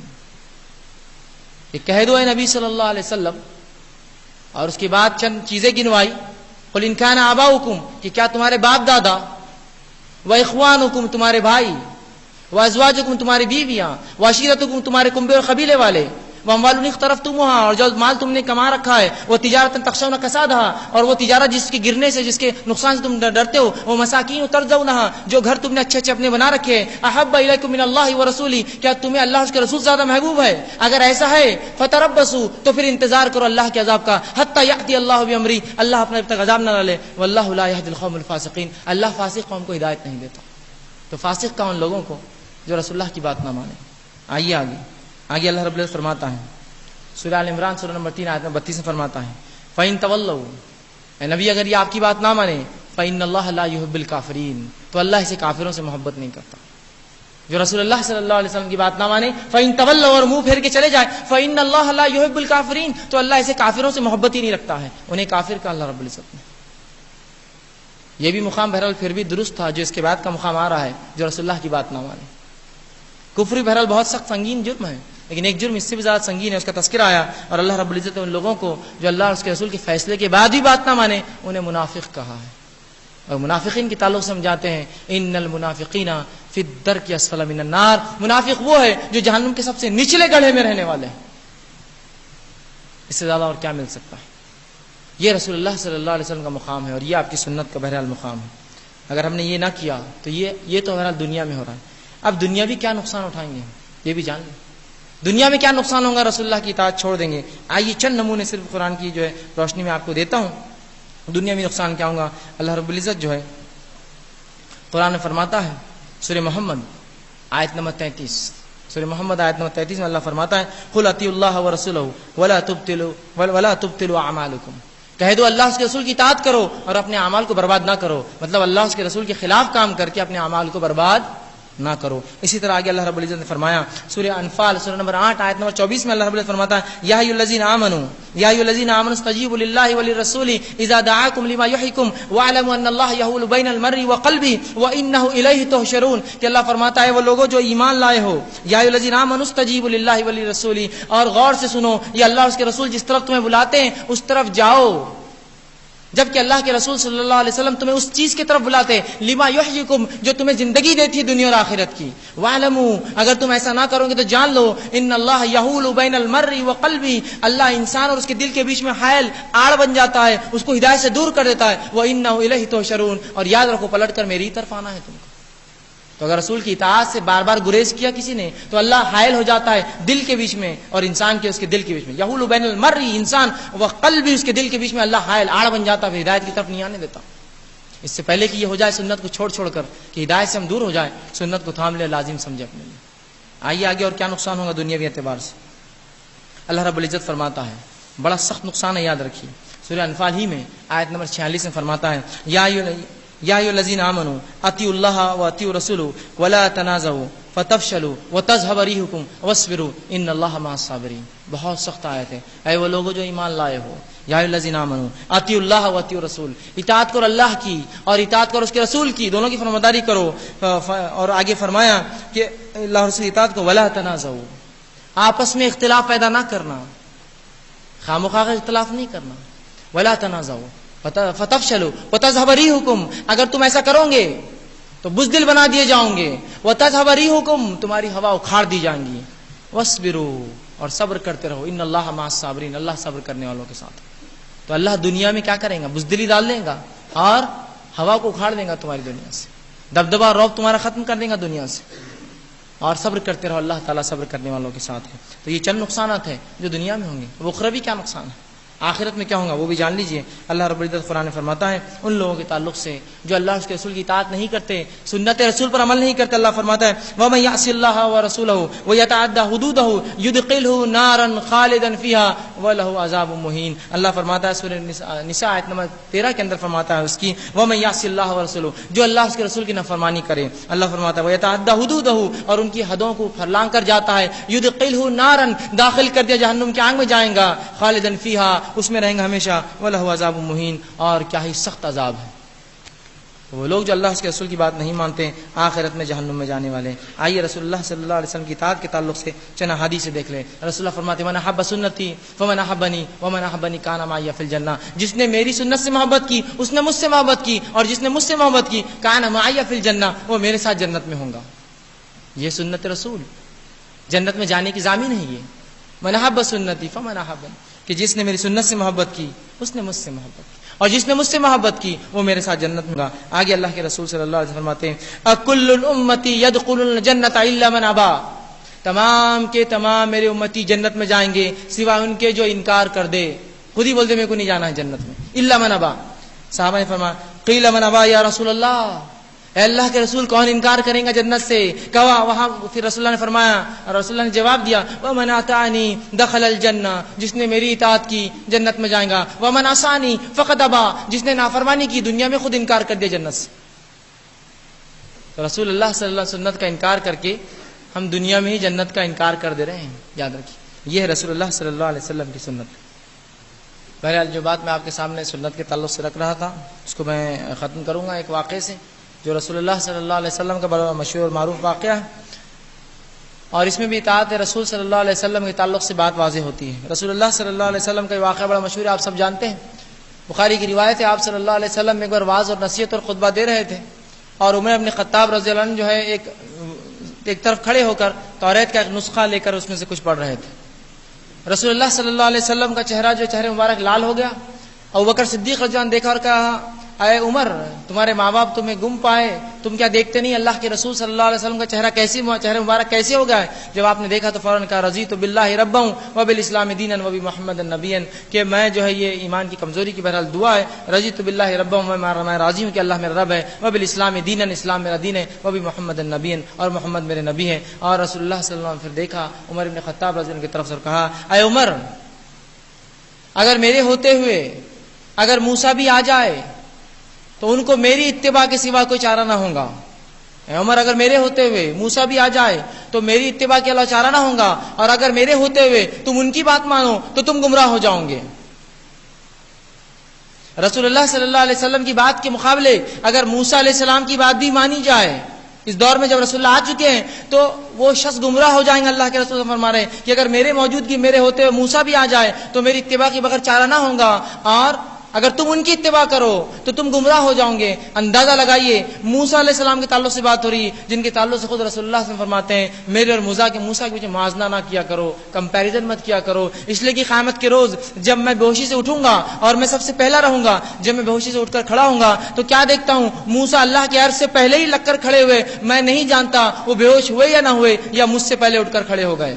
یہ ہے موسیٰ علیہ الصلوۃ والسلام، اور یہ اولو العزم پیغمبروں میں سے ایک پیغمبر ہے جن کا نام اللہ نے لیا کہ ہم نے وہی ہے نبی صلی اللہ علیہ وسلم آپ کی طرف بھیجی جو اس سے پہلے نوح کی طرف اور ابراہیم کی طرف اور موسیٰ کی طرف اور عیسیٰ کی طرف بھیجی۔ اور یہ 5 انبیاء نوح علیہ السلام، ابراہیم علیہ السلام، موسیٰ علیہ السلام، عیسیٰ علیہ السلام اور محمد صلی اللہ علیہ وسلم، یہ 5 برگزیدہ اولو العزم پیغمبر ہے، جن میں سے ایک موسیٰ علیہ السلام ہے، اور ان کے تعلق سے رسول فرماتے ہیں میری موجودگی میں موسیٰ بھی آ جائیں تو میری اتباع کے سوا چارہ نہ ہوں گا، اور تم ان کی اتباع کرو تو گمراہ ہو جاؤ گے۔ تو جب موسیٰ علیہ السلام کی اتباع رسول اللہ صلی اللہ علیہ وسلم کی موجودگی میں کرنے سے گمراہی آتی ہے تو اندازہ لگائی رسول اللہ کو چھوڑ کر جن لوگوں نے ان کو اور فلاں کو اتباع کے لائق بنا لیا ان کا کیا حل ہوگا، جب موسیٰ علیہ السلام کے تعلق سے بات رسول اللہ فرما رہے ہیں۔ کوئی عام بات نہیں ہے، غور کی بات ہے بہت کہ موسیٰ علیہ السلام جیسی شخصیت، اور پھر اس کے بعد ہمارا یہ کہنا ان کی اور ان کی بات، ایسی اور ویسی بات، بڑوں کی اور چھوٹوں کی بات، علاقے اور انگت کی بات، یاد رکھیے یہ تو بہت ہی گھٹیا بات ہے۔ یقیناً موسیٰ علیہ السلام جیسا مقام کسی اس امت کے کسی شخص کا نہیں ہو سکتا۔ پوری انسانیت بھی جمع ہو جائے، پوری انسانیت بھی جمع ہو جائے تو ایک نبی کے پیغام تک نہیں پہنچ سکتی۔ ایک نبی کی پوری انسانیت بھی جمع ہو جائے نیکی تمام چیزوں کے اعتبار سے تو ایک نبی کے مقام کو نہیں پہنچ سکتی، یاد رکھیے۔ تو موسیٰ علیہ السلام کی بات ہو رہی نبیوں کے اندر بھی، ہاں اگر رسول اللہ کی اطاعت فرمانبرداری کو چھوڑ کے کوئی موسیٰ علیہ السلام کی بات بھی مان لے وہ گمراہ ہو جائیں گا۔ تو اندازہ لگائیے ہم نے تو رسول اللہ صلی اللہ علیہ وسلم کو چھوڑ کر پتہ نہیں کن کن کو اپنا سہارا بنا لیا، کن کن کے طریقوں پر ہم چلتے ہیں، اور کیا کیا اعمال ہم نے اپنی زندگی میں ایجاد کر لیے۔ ہمیں چاہیے کہ ان تمام چیزوں سے رکیں۔ آئیے اب چند باتیں مختصر سے جو بدعت کے تعلق سے آپ کے سامنے رکھ دوں۔ بدعت کیا ہے، اس کی حقیقت کیا ہے؟ بدعت کے تعلق سے اللہ کے رسول صلی اللہ علیہ وسلم نے سخت روکا، اور بدعت کیا ہے، بدعت کا مختصر سے صرف ڈیفینیشن آپ کے سامنے رکھتا ہوں کہ بدعت ہے کیا۔ یاد رکھیے ہر وہ عمل بدعت ہے جو ثواب اور نیکی کی نیت سے کیا جائے لیکن شریعت میں اس کی کوئی بنیاد نہ ہو یا جس کی کوئی اصل نہ ہو، یعنی رسول اللہ نے نہ کیا ہو، نہ حکم دیا ہو، نہ اس چیز کو کرتے ہوئے دیکھ کر خاموش رہے ہو، ایسا کوئی عمل جس کی اصل یا جس کی بنیاد شریعت اسلامیہ میں نہیں پائی جاتی ہو وہ بدعت ہے۔ اب بہت سے لوگوں کو جب بدعت کی بات کہتے ہیں، بدعت کہتے ہیں ایجاد کرنا، نئی چیز بنانا، وہ کہتے ہیں ہاں تم تو گھڑی پہن رکھے ہو، گھڑی بھی بدعت ہے، آپ نے تو جو اوپر سے کوٹ ڈال لیا، کوٹ پہننا بھی بدعت ہے۔ پھر میں دہراتا ہوں ہر وہ کام جو دین کے اندر حصول ثواب کی نیت سے کیا جائے جس کی اصل یا بنیاد شریعت میں نہ ہو، اصل یا بنیاد شریعت میں نہ ہو وہ بدعت ہے۔ کیا رسول اللہ نے وقت نہ دیکھا؟ دیکھا تو اصل موجود ہے، اس کی وقت دیکھا جا سکتا ہے، اس کے لیے جو بھی پیمانہ اس زمانے تو استعمال کیا، آج جو بھی پیمانہ وہ استعمال کر رہے ہیں، کل جو بھی ہوں گا اس کے بعد وہ استعمال کیا جائیں گے۔ لیکن وہ عمل جو بنیادی نہ ہو شریعت میں اس کو کوئی کرے اسے بدعت کہتے ہیں، اسے بدعت کہتے ہیں۔ ٹھیک ہے، ویسے عمومی لغت کے اعتبار سے بدعت کہتے ہیں ایجاد کرنے کو، انوینشن کو، کسی چیز کو بنانے کو، لیکن شریعت کے اصطلاح میں دین میں کوئی نئی بات ایجاد کرنا جو اللہ اس کے رسول صلی اللہ علیہ وسلم نے نہ کہی ہو اسے جو ہے بدعت کہتے ہیں۔ اور سفیان ثوری رحمہ اللہ بدعت کے تعلق سے بیان کرتے اور کہتے ہیں بدعت شیطان کو گناہوں سے زیادہ پسند ہے، اس لیے کہ بدعتی جو ہے بدعت کو نیکی سمجھ کے کرتا ہے۔ بدعت شیطان کو گناہوں سے زیادہ پسند ہے کہ تو گناہ گار کبھی نہ کبھی توبہ کر لیتا ہے گناہ سے، بدعتی دین سمجھ کے بدعت کرتا ہے، کبھی توبہ نصیب نہیں ہوتی، اسی لیے وہ آگے کہتے ہیں بدعتی کو توبہ نصیب نہیں ہوتی اس لیے کہ وہ خراب کام اچھا سمجھ کے کرتا ہے۔ تو یہ بدعت یاد رکھیے بڑا سنگین جرم ہے۔ شریعت اسلامیہ نے دنیا کے اندر بدعت سے ہم کو نہیں روکا، مطلب دنیا میں انوینشنز کیجئے، خوب ڈسکوریز کیجئے، لیکن ہاں دین میں کوئی نئی بات ایجاد مت کرو۔ دین وہی ہے جو رسول اللہ کا لایا ہوا ہے، اس میں کوئی نیا نیب شاگن ہوگا۔ ہاں دنیا کے اندر تم نئی عمارتیں بنانا چاہتے ہو اور اچھی اچھی گاڑیاں چلانا چاہتے ہو، نئی نئی چیزیں اور نئے نئے آلات بنانا چاہتے ہو، جو کرنا ہے تم کرو، اسے مسئلہ نہیں، لیکن ہاں ہماری شریعت کے اندر کوئی نئی چیز ایجاد نہ کرنا، تو یہاں ہمیں سے روکا گیا۔ اب بدعت کرنے کا جو ہے بدعت سنت کی الٹ ہوتی ہے، سنت کے برخلاف ہوتی ہے۔ بدعت کا مقصد کیا ہوتا ہے؟ لوگ بدعت کیوں کرتے ہیں؟ بدعت کا مقصد یہ ہوتا ہے کہ کم وقت میں زیادہ اجر کر کے زیادہ عمل پا لے، ہے نا، یہی نیت ہوتی ہے ہر بدعتی کی، کم وقت میں زیادہ اجر کر کے، کم وقت میں کم عمل کر کے زیادہ اجر پا لے، اور اس کے لیے پھر نئی نئی باتیں نکالی گئی، فلاں عمل فلاں وقت میں 5 بار کر لیے تو 500 سال کا ثواب۔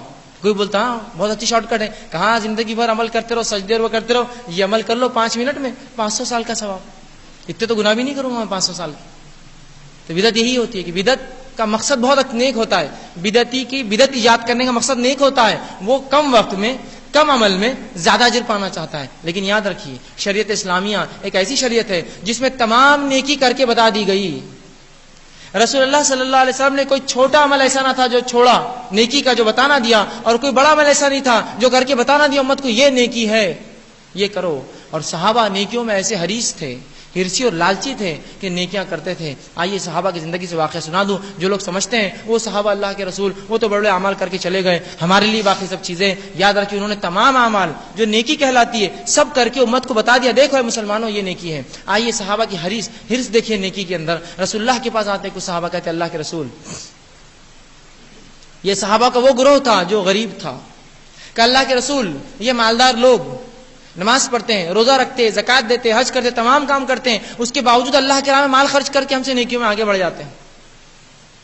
اور ہم سب کرتے ہیں نماز و زکات حج, لیکن پیسہ کہاں ہے, خرچ کہاں کریں, تو نیکیوں میں تو یہ آگے چلے گئے. آپ کچھ تو بھی ایسا سلوشن دیجیے, حل دیجیے کہ ہم بھی نیکیوں میں ان کے برابر ہو جائے.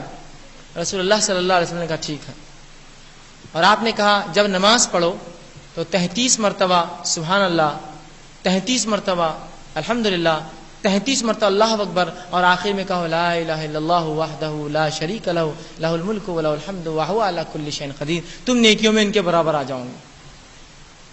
غریب صحابہ خوش ہو گئے کہ اب مالداروں کے برابر ہو جائیں گی ہماری نیکیاں. مسجد میں پہنچ گئے, نماز ہوئی, پہلی نماز میں پہنچے, اب 33 کاؤنٹنگ ہے. سبحان اللہ سبحان اللہ. تو دوسرے صحابہ نے دیکھا یہ کیا چل رہا ہے, یہ کیا کر رہے ہیں یہ لوگ. کہا یہ کیا ہے, آپ چھپا بھی نہیں سکتے کیا ہے. کہا تمہاری کمپلین لے کے گئے تھے رسول اللہ کے پاس کہ تم مال خرچ کر کے سب نیکیاں تو کرتے ہو ہمارے ساتھ, مال خرچ کے آگے نکل جاتے ہو, ہم جو ہے تم سے تمہارے برابر آنا چاہتے تھے, رسول اللہ سے فلاں فلاں بات کی, آپ نے ہم کو تسبیح دی تھی. یہ امیر صحابہ نے سن لیا, کہا ٹھیک ہے. دوسری نماز میں سب جمع ہوئے, غریب بھی گن رہے ہیں, امیر بھی گن رہے ہیں, سبحان اللہ سبحان اللہ سبحان.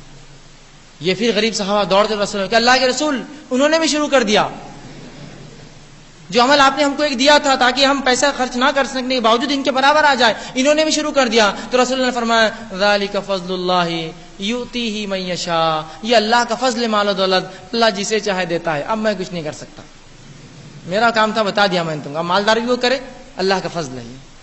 تو دیکھا آپ نے صحابہ کوئی نیکی کو نہیں چھوڑتے تھے, کوئی چیز کو نہیں چھوڑتے تھے, اور کوئی بھی عمل جو رسول اللہ کے دور میں نہ ہوا اس کو بدعت کہتے تھے. آئیے عبداللہ ابن مسعود رضی اللہ عنہ کا واقعہ ہے.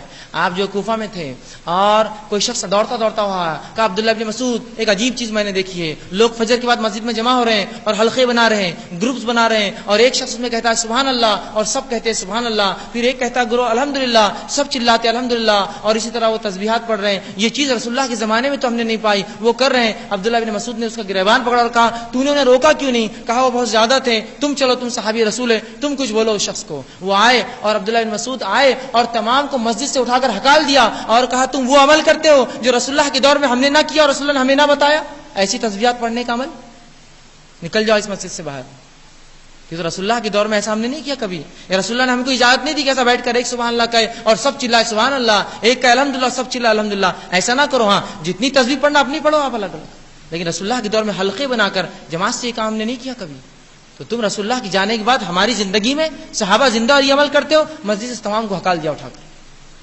تو صحابہ ذرا سی بھی چیز کو برداشت نہیں کرتے جو دین میں نہیں ہوتی اور رسول اللہ سے ثابت نہ ہوتی. گو وہ سبحان اللہ پڑھ رہے تھے, گو وہ الحمدللہ کہہ رہے تھے, لیکن رسول اللہ کا طریقہ اختیار نہیں کیا. کیا آپ نے ایسا کیا؟ نہیں, تو پھر وہ عمل درست نہیں. تو یہاں عبداللہ ابن مسعود رضی اللہ عنہ لوگوں کو جو ہے وہاں سے جو ہکال دیا. اب جو لوگ بدعت کرتے ہیں ان کا ایک بڑا عجیب معاملہ ہوتا ہے. وہ کہتے کر لیے تو کیا ہوا, نماز ہی تو ہے پڑھ لیے تو کیا ہوا, روزہ ہی تو ہے رکھ لیے تو کیا ہوا. ارے کیا اللہ کے رسول نے رکھا؟ نہیں نہیں, روزہ ہے نا لیکن رکھ لیے تو کیا ہوا, نماز پڑھ لیے تو کیا ہوا, فلاں چیز دے دیے تو کیا ہوا. آئیے میں بتاتا ہوں کیا ہوا. ہم اذان دیتے ہیں, اذان کے آخری الفاظ کیا ہے؟ لا الہ الا اللہ, یہی الفاظ ہے نا. لیکن کل میں آپ کی محلے کی مسجد میں آتا ہوں اور اذان دیتا ہوں لا الہ الا اللہ محمد رسول اللہ بھی ختم کرتا ہوں. آپ آ کے مجھے کیا کریں گے اور کیوں کریں گے؟ کیا غلط کیا؟ کلمے کو مکمل کر دیا جو مکمل نہیں کرتے تھے اذان میں. کوئی غلطی ہے اس کے اندر؟ کلمے کو پورا پڑھنا. آپ کہیں گے رسول اللہ صلی اللہ علیہ وسلم کے زمانے میں یہ اذان نہیں دی گئی, یہ کلمات کے رسول اللہ کو نہیں سمجھے لا الہ الا اللہ مکمل کرنا محمد رسول اللہ, انہوں نے جب عمل نہیں کیا یہ بدعت ہے اور مجھے ہکال دیا جائے گا. میرا یہی سوال ہے, یہی ہوا. نماز پڑھ لی تو کیا ہوا؟ یہ ہوا. تم نے وہ عمل کیا, شریعت پہ الزام لگایا کہ رسول اللہ کو یہ عمل نہیں معلوم تھا, صحابہ کو نہیں معلوم تھا, میرے کو اور آپ کو معلوم ہو گیا. یہ ہوا. فجر کی نماز کتنی رکعت پڑھتے ہیں فرض؟ 2 رکعت. کل سے ہم 3 پڑھیں گے. ایک سورہ فاتحہ زیادہ ملیں گی ہے نا, پھر ایک رکوع زیادہ ملیں گا, 2 سجدے زیادہ ملیں گے, ایک قاعدہ زیادہ ملیں گا. کتنا اچھا عمل ہے. آپ کیا کہیں گے اس عمل کو میرے؟ آپ کہیں گے بدعت ہے یہ اس لیے کہ رسول اللہ نے نہیں کیا، تو میں یہی تو کہہ رہا ہوں یہ ہوتا ہے جب لوگ بدعتی یا کچھ مخصوص دن ایام دن اور رات باندھ کر اپنے منمانے اعتبار سے تعداد اور گنتی بنا کر پڑھتے ہیں. جب ان سے کہا یہ کیوں تو کہتے قرآن تو ہے، حدیث تو ہے، ذکر تو ہے. لیکن اگر قرآن اور حدیث اور ذکر بھی اللہ کے رسول کے طریقے مطابق نہ ہو وہ بھی باعث گناہ ہو جاتے ہیں ثواب کے بدلے. کیا رسول اللہ نے کسی قرآن کی آیت کو فلاں فلاں تعداد میں پڑھا یا بولا پڑھنے کا حکم دیا؟ نہیں. تو پھر وہ آیت کا پڑھنا آپ کو گناہ دیں گا ثواب کے بدلے، اس لیے کہ مخالف سنت کی مخالفت میں یہ کام کیا آپ نے. اور ایک الزام لگایا کہ رسول اللہ کو نیکی معلوم نہیں تھی، آج ہمیں یہ نیکی جو ہے معلوم ہوئی ہے. اور بدعت کرنے والوں نے بڑے اچھے طریقے اختیار کی، بدعت کی اقسام بنا دیے. بدعت دو قسموں کی ہوتی ہے، ایک بدعت حسنہ اور ایک بدعت سیئہ. بدعت حسنہ اچھی بدعت، بدعت سیئہ بری بدعت. سوال یہ ہے رسول اللہ صلی اللہ علیہ وسلم نے تو اپنے ہر خطبے میں جب بھی خطبہ دیتے کہتے ہیں کل بدعت ضلالہ، اور جتنے خطبے میں نے دیا میں نے بھی حدیث برابر آپ کے سامنے پڑھی، تمام بدعتیں گمراہی ہے. کہاں کہاں بدعت حسنہ گمراہی نہیں ہے؟ کلو میں سب آ گیا، مکمل طور سے بدعتیں گمراہی. یاد رکھیے. اب یہ جو لوگ فرق کرتے ہیں بدعت حسنہ بدعت سیئہ، ان کی مثال ایسی ہے، یہ ایک شخص کا ہے نالے کا اچھا پانی نالے کا برا پانی. نالے کا پانی ہے تو بس برا ہی ہے، پھر وہ اچھا نہیں ہو سکتا کبھی. یہی مثال ہے ان کی. بدعت ہوتی یاد رکھیے. اس کو حسنہ اور سیئہ کہہ کر اپنے اعمال کو غارت نہ کریں. ماں عائشہ رضی اللہ عنہا فرماتی ہے بدعت کے تعلق سے کہتی ہے من عمل عملا لیس علیہ امرنا فهو رد. مسلم کی روایت ہے، رسول اللہ نے فرمایا جس نے کوئی ایسا عمل کیا جو ہم نے نہ کیا ہو وہ رد کر دیا جائے گا، وہ مردود ہے. اسی طرح آپ فرماتی ہے آگے مسلم کی روایت ہے من احدث فی امرنا هذا ما ليس منه فهو رد. جس نے ہمارے دین میں کوئی نئی چیز ایجاد کی جو ہم نے نہ کی تھی فهو رد، وہ مردود ہے، وہ دھتکار دیا جائے گا. اور رسول اللہ صلی اللہ علیہ وسلم کی ایک روایت جو نسائی کی اور ابو داؤد کا کچھ حصہ ہے اس کے اندر جو آتا ہے رسول اللہ صلی اللہ علیہ وسلم نے ایک بار خطبہ دیا.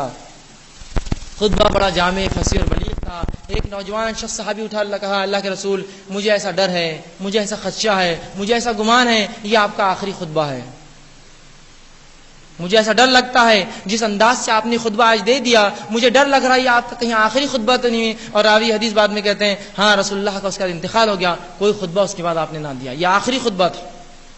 تو اس نے کہا اللہ کے رسول یہ ایسا مجھے ڈر لگتا ہے، گمان ہے یہ آپ کا آخری خطبہ ہے، کچھ نصیحت اور وصیت کر جائیے ہم کو. گویا اس خطبے کی جو بات ہے یہ امت کے لیے ایک وصیت ہے نبی کی طرف سے. اگر اس کو سمجھ گئے تو کامیاب ہو گئے. ایک باپ یا ایک ماں یا ایک گھر کا بوڑھا کوئی مر رہا ہو اس کی وصیت پر ہم عمل کرتے ہیں، یہ نبی کی وصیت ہے اس امت کے نام. تو رسول اللہ صلی اللہ علیہ وسلم اس کو فرمایا اور کہا فإن خیر الحدیث کتاب اللہ. سب سے بہترین بات اللہ کی کتاب کی بات ہے. فإن حسن الحدیث کتاب اللہ.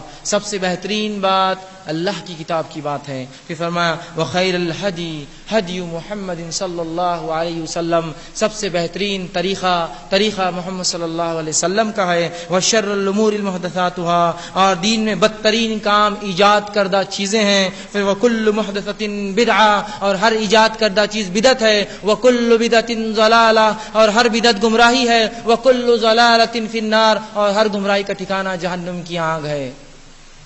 یہ خطبہ رسول اللہ نے کہا اور یہ بات پڑھ کر سنائی. اور پھر آگے فرمایا ابو داؤد کی روایت میں الفاظ زیادہ اور کہا ترکت فیکم امرین. تم نے مجھ سے پوچھا ہے کچھ وصیت کرو سن لو. ترکت فیکم امرین.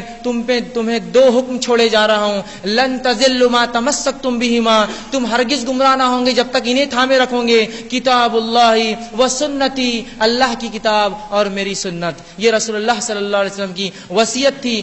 آخری خطبہ تھا جو امت کے نام دیا کہ تم گمراہ نہ ہوں گے کبھی. اس صحابی کا ڈر یہی تھا کہ آپ کے جانے کے بعد وہی کا سلسلہ بند ہو جائے گا، کون ہمیں بتائیں گا غلط کیا ہے صحیح کیا ہے. تو کہہ دیا رسول اللہ نے. یا ابو داؤد کے الفاظ ہے ترکت فیکم امرین. میں تمہیں دو حکم چھوڑے جا رہا ہوں. لن تضلوا ما تمسکتم بہما. اور تمسک کہتے ہیں دانتوں سے پکڑنے کو. اگر تم اسے مضبوطی سے تھام لو تم کبھی گمراہ لن تضلوا ہرگز گمراہ نہ ہوں گے. کتاب اللہ و سنتی. اللہ کی کتاب اور میری سنت. اور ایک اس میں کہا اللہ کے رسول صلی اللہ علیہ وسلم نے اس کے آگے بھی ایک الفاظ میں کہا وسنت الخلفاء راشدین والمہدیین. یہ لفظ بھی آتے ہیں کہ خلفاء راشدین اور مہدیین کی سنت جو کہ ابوبکر صدیق، عمر ابن خطاب، عثمان ابن عفان، علی ابن طالب رضی اللہ عنہم جو ہے یہ ہے وہ خلفائے راشدین. تو جب تک ان کی سنت پہ رہو گے تم ہرگز گمراہ نہ ہوں گے. تو رسول اللہ نے جو امت کو آخری وصیت کی وہ بدعت کے تعلق سے کی کہ بدعت مت کرنا اس دین میں، بدعت مت کرنا. اور بدعتیوں کا کیا معاملہ ہوگا؟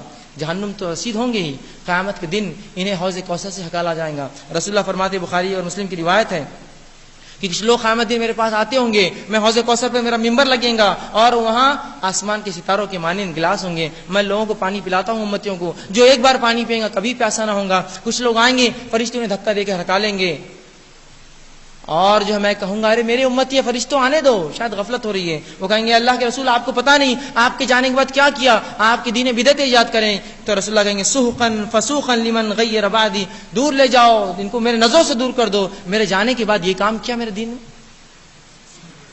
ہکال دیے جائیں گے حوض کوثر پہ سے اور جہنم میں چلے جائیں گے، اور یہی ان کا ٹھکانہ ہے۔ امام مالک رحمہ اللہ سے ایک شخص آیا اور کہا اگر میں عید کی نماز سے پہلے خالی وقت ہے میرے پاس 2 رکعت نفل پڑھ لی تو کیسا ہے؟ کہا رسول اللہ صلی اللہ علیہ وسلم نے ایسا کام نہ کیا، تو بھی نہ کرنا۔ نہیں کہا نماز ہی تو پڑھ رہا ہوں، کیا ہوا اگر کر لیا ہوں میں نے، نماز تو ہے 2 رکعت نفل، جبکہ ہم جاتے عید سے پہلے کوئی نماز نہیں، صرف عید کی 2 رکعت ہے۔ تو کہا نہیں پڑھ لیا تو کیا ہوا؟ تو امام مالک رحمہ اللہ نے کہا اور سورہ نور کی آیت 63 تلاوت اور فرمایا فَلْيَحْذَرِ الَّذِينَ يُخَالِفُونَ عَنْ أَمْرِهِ أَن تُصِيبُوا فِتْنَةً أَوْ يُصِيبُوا عَذَابٌ أَلِيمٌ، جو لوگ رسول اللہ کی سنت کی مخالفت کرتے ہیں، سنت تو یہ ہے کہ سیدھے سے نماز پڑھی جائے لیکن 2 پڑھ رہے ہیں نا، تو اللہ کے رسول فرماتے ہیں، انہوں نے فرمایا امام مالک نے فَلْيَحْذَرِ الَّذِينَ يُخَالِفُونَ عَنْ أَمْرِهِ، جو رسول اللہ صلی اللہ علیہ وسلم کے حکم کی خلاف ورزی کرتے ہیں، عن أَمْرِهِ أَن تُصِيبُوا فِتْنَةً، انہیں ڈرنا چاہیے کہیں وہ کسی فتنے میں ملوث نہ ہو، پھر فرمایا أَوْ يُصِيبُوا عَذَابٌ أَلِيمٌ، قرآن کی آیت پڑھی، اور کہیں وہ کسی عذاب میں ملوث نہ کر دیا جائے۔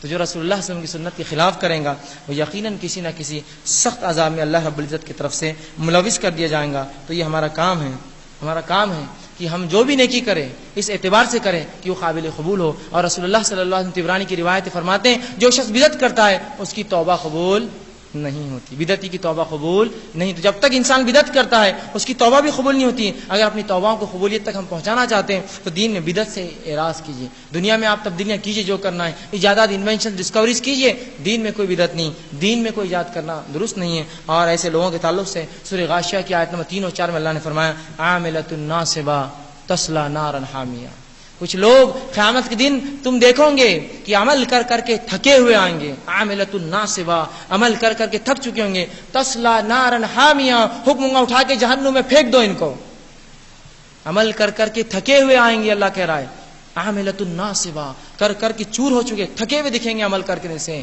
لیکن حکم ہوگا تصلی نارا حامیہ، اٹھا کر جہنم میں پھینک دو، اس لیے کہ وہ عمل رسول اللہ اور ان کے نبی کے طریقے پہ نہ ہوا ہوگا، تھکے تو ہوں گے عمل کر کر کے بہت۔ تو یاد رکھیے سنت رسول کی مخالفت یا رسول اللہ کے طریقے کو چھوڑ کے کوئی طریقہ اختیار کرنا، یہ تمام بہت سخت گمراہی ہے، یہ بہت بڑی گمراہی ہے۔ اور آج جو ہے یہ گمراہی ہمارے اس میں ایسی گھر کر چکی ہے کہ پیدائش کی بدعتیں، نکاح کی بدعتیں، میت موت کی بدعتیں، کسی کے پاس آنے اور جانے کا معاملہ ہو، نماز اور روزے اور زکوٰۃ کی بدعتیں، ہر معاملے مسلمان نے کوئی شعبہ نہ چھوڑا جہاں بدعت ایجاد کی ہو۔ دنیا میں اگر وہ بدعتیں کرتے تو جس میں اجازت بھی تھی وہاں تو انوینشن اور ڈسکوریز چھوڑ دی اور دین کے اندر ایجادات شروع کر دی۔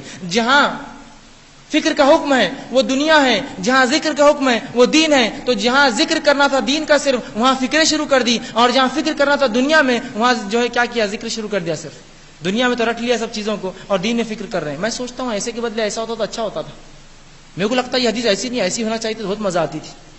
تو کیا دین ہمارے اور آپ کی منمانی مرضی سے چلتی ہے یا چلتا ہے یہ شریعت؟ تو ایسا مت کیجیے اللہ کے لیے۔ تو یہ بدعت جو ہے یہ بہت بڑی قباحت ہے، بہت بڑی بیماری ہے، یہ امت کی توباؤں کو قبول نہیں ہونے دیتی، اللہ کے پاس کوئی عمل قابل قبول نہیں، حوض کوثر سے ہکالے جائیں گے۔ رسول اللہ کی آخری وصیت اور جو ڈر کا اظہار آپ نے کیا وہی تھا دین میں بدعتیں مت ایجاد کرنا، اللہ کی کتاب میرے ہرسی کو، اور رسول اللہ نے اس چیز کی وضاحت کر دی، جو ہمارے دین میں کوئی چیز نہیں ایجاد کرے گا وہ مردود کر دی جائیں گی، اس کی توبہ قبول نہیں ہوگی اور اس کا ٹھکانہ جہنم کی بہرحال آگ ہوگا۔ تو لہٰذا ہر معاملے میں اب ہم کو یہ طے کرنا ہے، چاہے کوئی معاملہ زندگی کا شعبہ ہو، ہر معاملے اگر سنت کو لا لے تو بدعت خود بخود نکل جاتی ہے، سنت جب کم ہوتی ہے تو بدعت داخل ہوتی ہے، جب سنت بڑھتی ہے بدعت نکل جاتی ہے۔ تو ہر معاملے میں سنت کو اپنے اوپر لازم اور فرض جانے، اس پہ انشاءاللہ جب ہم عمل کریں تو انشاءاللہ یہ بدعتیں ہمارے دین جو ہے زندگیوں سے نکلتی جائیں گی، لیکن اگر ہم نے سنت کو ترک کر دیا تو یہ بدعتیں ہمیں داخل ہوتے جائیں گی۔ یاد رکھیں کچھ چیزیں ایسی ہوتی ہیں جس میں اسپیس خلا نہیں ہوتی، کوئی چیز آتی تو کوئی چیز جاتی ہے، کم از کم کچھ نہیں تو ہوا ہوتی ہے. تو سنت جب جائیں گی تو کچھ نہ کچھ تو آئیں گا, وہ بدعتیں آئیں گی. تو لہٰذا سنتوں کو ہمیں اٹھانا ہے,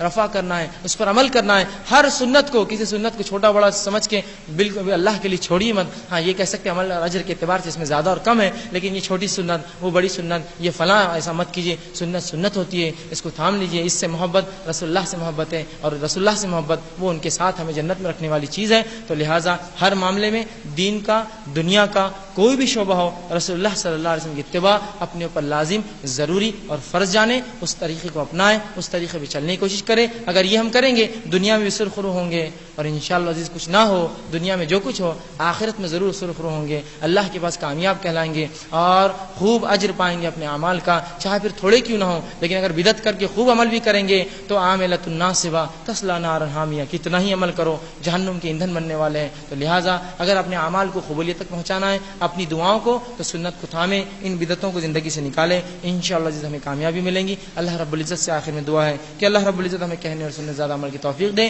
ہمیں سنتوں کا متبع بنائے, رسول اللہ صلی اللہ علیہ وسلم سچی محبت ہم میں ڈالے, ان کے طریقے پہ چلنا ہمارے لیے آسان کرے, سنتوں کو سمجھنا اور اس پہ عمل کرنا ہمارے لیے آسان کرے, اور ہماری نسلوں میں سنتوں کو جو ہے باقی رکھے اللہ رب العزت جو ہے, اور جب تک ہمیں زندہ رکھے, ایمان اور اسلام پر زندہ رکھے, ہمارا خاتمہ ایمان پر ہو. اقول قولی ھذا واستغفر اللہ لی ولکم ولسائر المسلمین. سبحان ربک رب العزت عما یصفون والسلام علی المرسلین والحمد للہ رب العالمین.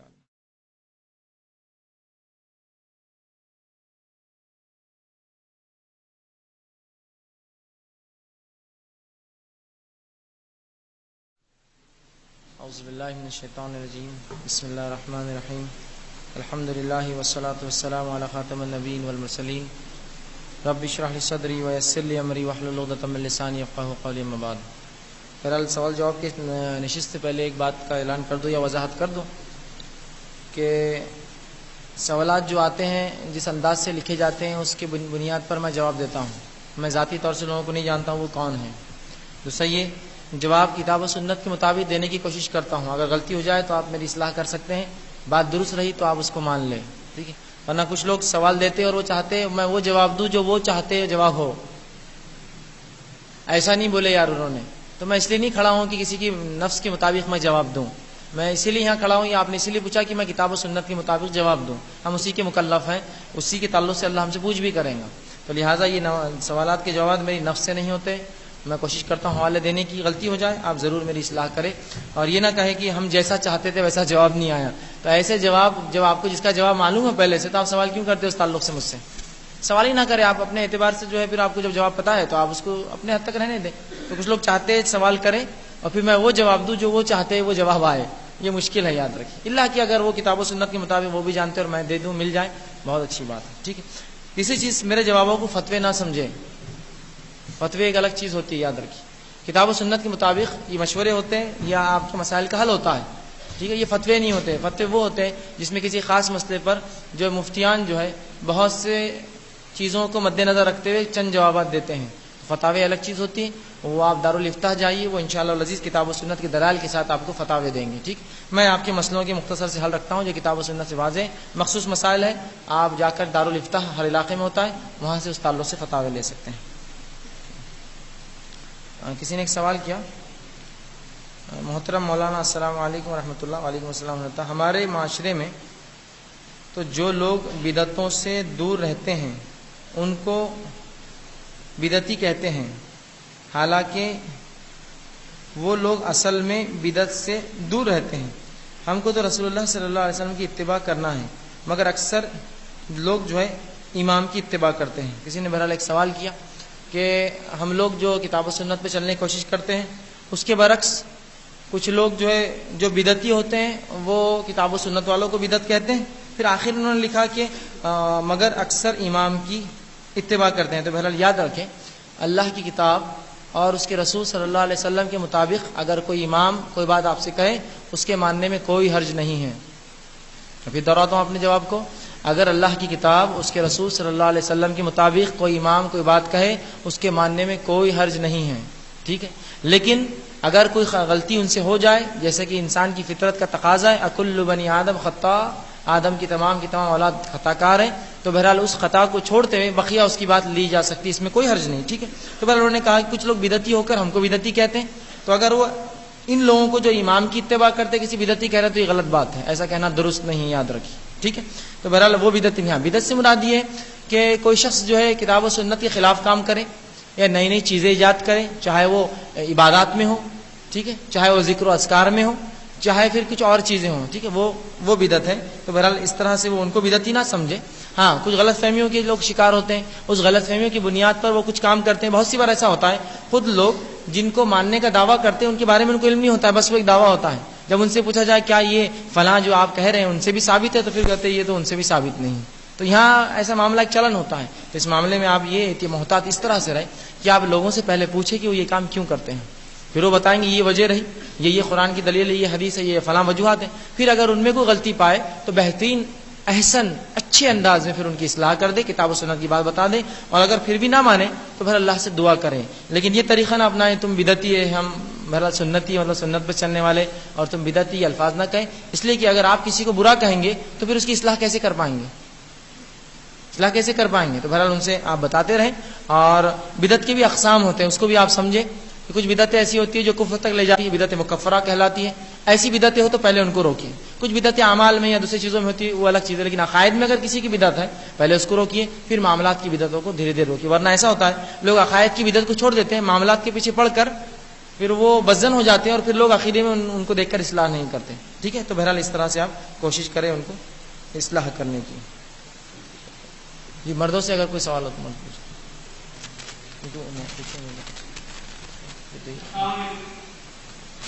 السلام علیکم۔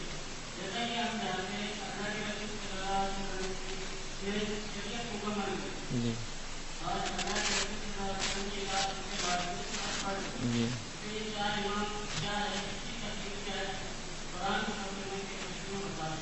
بہرحال بھائی نے ایک سوال کیا کہ رسول اللہ صلی اللہ علیہ وسلم، قرآن اور رسول اللہ صلی اللہ علیہ وسلم کی اتباع ہم پر واجب ہے، ضروری ہے، تو پھر یہ چار امام کی تقلید کیا ہے؟ بہرحال اس کی وضاحت کیجیے۔ تو بہرحال سب سے پہلی چیز یہ، اگر آپ سوال سنت اور بدعت کے تعلق سے پوچھے تو زیادہ بہتر ہوگا کہ سنت کیا ہے اور بدعت کیا ہے۔ بہرحال چونکہ انہوں نے سوال کیا تو بہرحال میں اس کا جواب دینے کی کوشش کروں گا۔ سب سے پہلی چیز تو یہ یاد رکھ لیجیے، جیسا میں نے پہلے ہی سوال کے جواب میں کہا، کسی بھی فرد کی، کسی بھی امتی کی اگر کوئی بات کتاب و سنت سے میل کھاتی ہو تو بہرحال اس کے ماننے میں کوئی حرج نہیں ہے، ٹھیک ہے؟ دوسری چیز یہ کہ حاضر دور کے لوگوں سے بہتر تھے جو پچھلے گزر چکے، چونکہ وہ زہد، تقوی اور زمانے کے لحاظ سے رسول اللہ سے زیادہ نزدیک تھے، ہے نا؟ جیسا کچھ لوگ حال کے دور کے لوگوں کو مانتے ہیں، اس سے بہتر میں کہوں گا جو پچھلے گزرے ان کو مانا جائے، ٹھیک ہے؟ تو بہرحال وہ کی تو زہد، تقوی اور حالات اور وقت کے اعتبار سے رسول اللہ سے بہت زیادہ نزدیک تھے، ٹھیک ہے؟ تیسری چیز یاد رکھیے، جو تقلید مطلقاً حرام نہیں ہوتی۔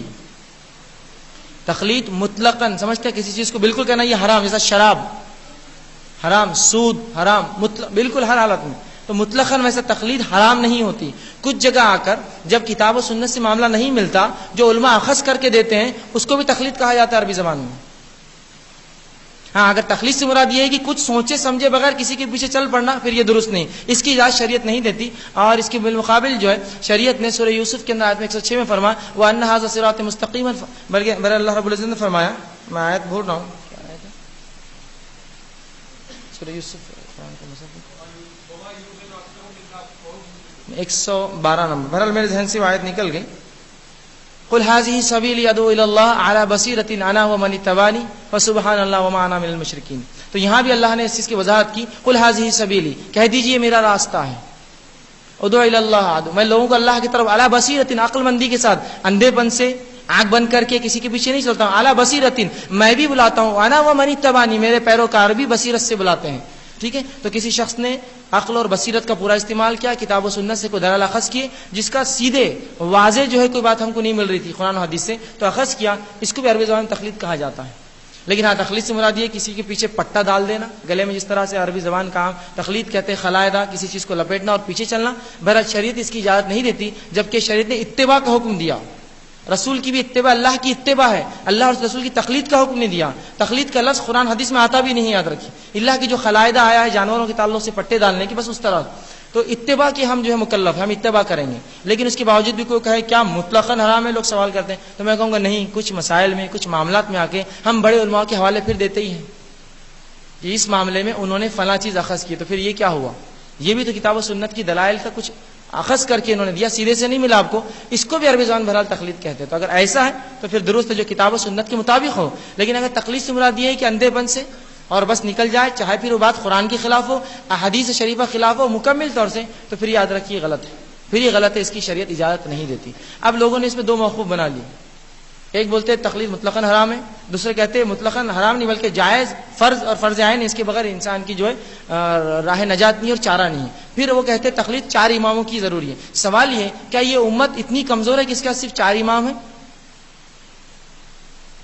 اتنی بڑی امت، کیا ان کے صرف 4 امام گزرے؟ ہاں یہ الگ بات ہے، یہ مشہور ہوئے، حالانکہ رسول اللہ صلی اللہ علیہ وسلم کے بعد بہت سے ایسے لوگ گزرے جن کا مسلک مشہور ہوا۔ ایک مثال میں دیتا ہوں، امام لیث رحمہ اللہ، ان کا مسلک بہت مشہور تھا، حتیٰ کہ امام شافعی سے زیادہ ان کے مسلک کے ماننے والے لوگ تھے۔ لیکن ایک زمانہ آیا کہ مصر میں ایک حکومت آئی جنہوں نے یہ کیا کہ جو امام شافعی کے مسلک پر چلتے ان کو اسٹیفن وظیفہ دیا جاتا، تو سب امام لیث کے مسلک کو چھوڑ کر ادھر چلے گئے۔ ان کا مسلک 400 سالوں تک چلا، تو وہ امام لیث کا مسلک 5واں ہوا۔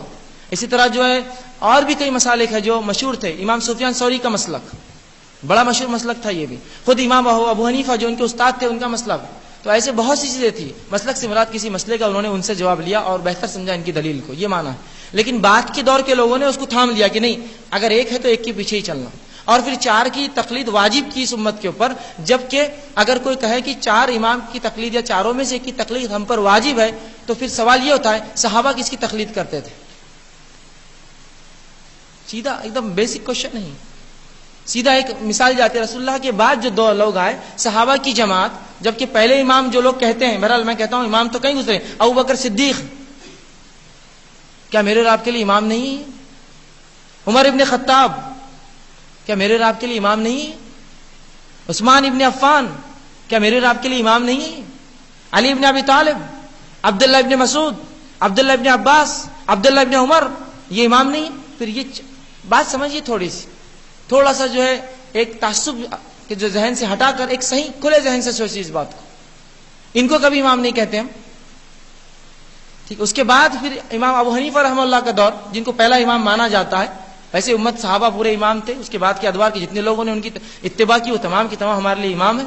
بہرحال تو 80 سال بعد ان کی پیدائش ہوتی ہے سن 80 ہجری میں، اور اس کے بعد جو ہے مسلک ان کا رائج ہوتا ہے۔ بہرحال جو کہ 20 سال بھی اگر مان لے تو 100 سال ہو گئے، اس سے گزر گئے، تو یہ 100 سالوں میں لوگ کس کے طریقے پر چلے؟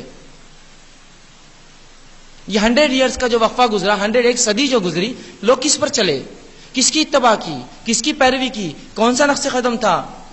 اس کے بعد امام شافعی آتے ہیں، ان کا دور تو اور بات کا ہے۔ امام احمد بن حنبل آتے ہیں، ان کا دور تو ان کے بعد کا ہے۔ کتنا عبور ہے، تو اتنے دور میں لوگ کس کی اتباع کرتے تھے؟ اور شاہ ولی اللہ محدث دہلوی حجت اللہ بالغہ میں لکھتے ہیں تخلیق 400 سال بعد شروع ہوئی رسول اللہ کی، اس انداز سے کہ ایک امام کو ماننا کمپلسری ہے تم پر، تم ادھر ادھر نہیں کر سکتے، جبکہ اس سے پہلے لوگ اماموں کو مانتے لیکن کوئی مسئلے میں ان کی رائے کو بہتر سمجھتے، کسی مسئلے میں ان کی رائے کو بہتر سمجھتے، لیکن بعد میں وہ نہیں، کمپلسری ایک کے پیچھے چلنا، اور پھر تقلید ایک ایسا روپ لے لی کہ یہ مذاہب بن گئے۔ لوگ یہ بھی سوال کر لیں گے لڑکی شافعی ہے کیا میرا نکاح ہوں گا میں حنفی ہوں؟ مسلمان ہے نا وہ، سوال ہی نہیں آنا چاہیے۔ تو یہ تعصب پھر شروع ہوا، اور پھر معاملہ یہ ہوگا کہ پھر یہ 4 الگ الگ عجیب چیزیں ہو گئی، جس کا نتیجہ یہ ہوا، اگر آپ جانتے ہیں کعبے کے اندر، حرم کے اندر 4 مصلی ہوا کرتے تھے، اور لوگ 4 الگ الگ وقت میں ایک نماز پڑھتے تھے، وہ حنفی مصلی، وہ شافعی مصلی، وہ مالکی مصلی، اور یہ حنبلی مصلی۔ سبحان اللہ، اللہ کے دین کو ایسا ہم نے بانٹ دیا۔ تو کسی امام کی بات ماننا جو کتاب و سنت سے میل کھاتی ہے، اس میں کوئی حرج نہیں۔ آج کے دور کے امام سے بہتر ہے پچھلے دور جو لوگ گزرے، اس میں کوئی حرج نہیں، لیکن پھر میں یہ کہوں گا اللہ کی کتاب، اس کے رسول کی سنت مقدم، اس کے بعد جس کا قول ان سے رائے، جس سے میل کھائے، چاہے اس دور کے امام ہو یا اس دور کے لوگ ہو بڑے، آپ ان کی بات یقیناً بالکل مان سکتے ہیں، لیکن اس انداز سے نہیں بلکہ اتباع کے طور پر، نہ کہ اس انداز سے کہ بس جو انہوں نے کہہ دیا بس یہ پتھر کی لکیر ہے، اب چاہے پھر ہم اس معاملے میں غلط ہو یا صحیح ہو، تو اس طرح سے درست نہیں ہے۔ تو سنت اللہ کی کتاب، اس کے رسول کی سنت، اور اس کے بعد جو ہے اجتہاد علماء کا، پھر اس پہ قیاس، بہرحال ایک تفصیل ہے، تو بہرحال اس طرح سے ہے۔ تو کوئی اگر کسی امام کو مانے کوئی حرج نہیں اس کے اندر، حتیٰ کہ جب تک کتاب و سنت سے بات مل کھائے، لیکن اگر اس سے آگے وہ کہتا ہے کہ نہیں کتاب و سنت کے خلاف بھی کوئی بات ہو جائے تب بھی میں وہ کروں گا، تو پھر بہرحال اس کی اجازت میں نہیں، کوئی دنیا کا آدمی نہیں دے سکتا، کوئی دنیا کا آدمی نہیں دے سکتا، ٹھیک ہے۔ تو بہرحال یہی اس تعلق سے صحیح بات ہے۔ کسی نے ایک سوال کیا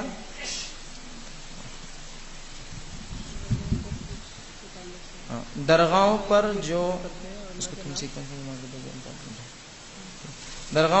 جو عرس ہوتے ہیں اس کے بارے میں بتائیے. بہرحال میں سمجھتا ہوں مجھ سے زیادہ آپ لوگ جانتے ہیں درگاہوں پہ جو عرس ہوتے ہیں وہ کیا ہوتے ہیں. میں کیا بتاؤں اس کے تعلق سے. آپ اگر تاریخی چاہتے کہ کب کون سا کہاں ہوتا ہے تو بہرحال جنتریوں میں ہوتی ہے اس کی تاریخ آپ پتہ کر سکتے ہیں. بہرحال اگر یہ سوال یہ ہے کہ یہ اس کی حقیقت کیا ہے, یہ کیا ہوتا ہے, تو یاد رکھیے عرس کا معنی فارسی زبان میں شادی ہوتا ہے. عروسا کو مبارکبادیات پیپر کے اندر شادی ہوتی ہے. اب سوال یہ آتا ہے کسی کے انتقال یا پیدائش کے دن عرس کیوں منایا جاتا ہے, شادی کیوں منائی جاتی ہے. تو یہ ان سے پوچھیے جو لوگ مناتے ہیں, جس کے پہلے سندل بھی ہوتا ہے, سانچک بھی ہوتی ہے نا, سب کچھ کرتے ہیں نا, ایک دن سندل جا رہا, تو یہ تو ان سے پوچھیے, مجھے نہیں پتا کہ کیوں کرتے ہیں. جبکہ بہت سی بار ان ولی اللہ کے تعلق سے ان کا عقیدہ ہوتا ہے انہوں نے زندگی میں شادی نہیں کی تقوی کی وجہ سے, اور ان کی شادیاں مناتے ہیں بعد میں عرس کے نام سے. عرس کہتے ہیں شادی کو. کسی سے پوچھ لیجیے فارسی اردو جاننے والے, شادی کو کہتے ہیں عرس. اب وہ کیوں شادی مناتے ہیں واللہ عالم, میں نہیں جانتا ہوں, یا کیا عقیدہ اس کے پیچھے میں نہیں جانتا ہوں. اگر عرس سے مراد یہ ہے کسی کے پیدائش کا دن منانا, تو بہرحال شریعت میں اس کی اجازت نہیں ہے, اس کی اجازت نہیں. خود رسول اللہ کی پیدائش کبھی صحابہ نے 110 ہجری میں آخری صحابی کا انتقال ہوا کبھی نہیں منائی.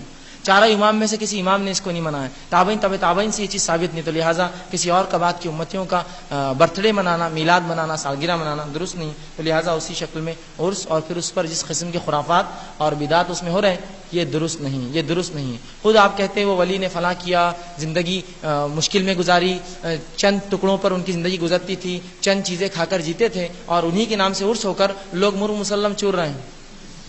اگر کوئی کسی خبر پہ جائے تو کہتے ہیں رمضان میں مت جائیے, وہ اندر عبادت کرتے ہیں نا, یہ کہتے ہیں لوگ.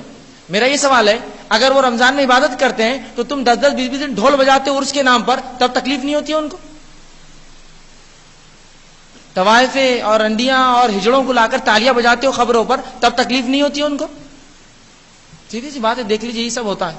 تھیٹریں لگتی ہے پیچھے, ادھر عرس چل رہا ادھر تھیٹر میں بیٹھے ہوئے سب, ادھر جھولے میں کوئی بیٹھا ٹکٹ کوئی اور خرید کے دیتا ہے ان کا, یہ ہوتا ہے وہاں.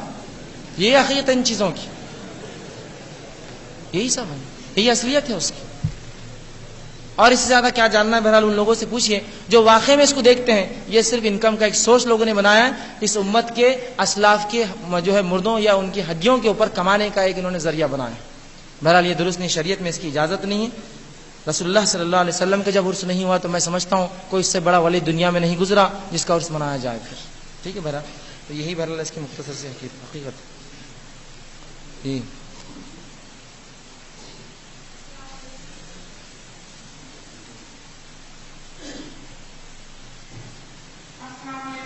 السلام.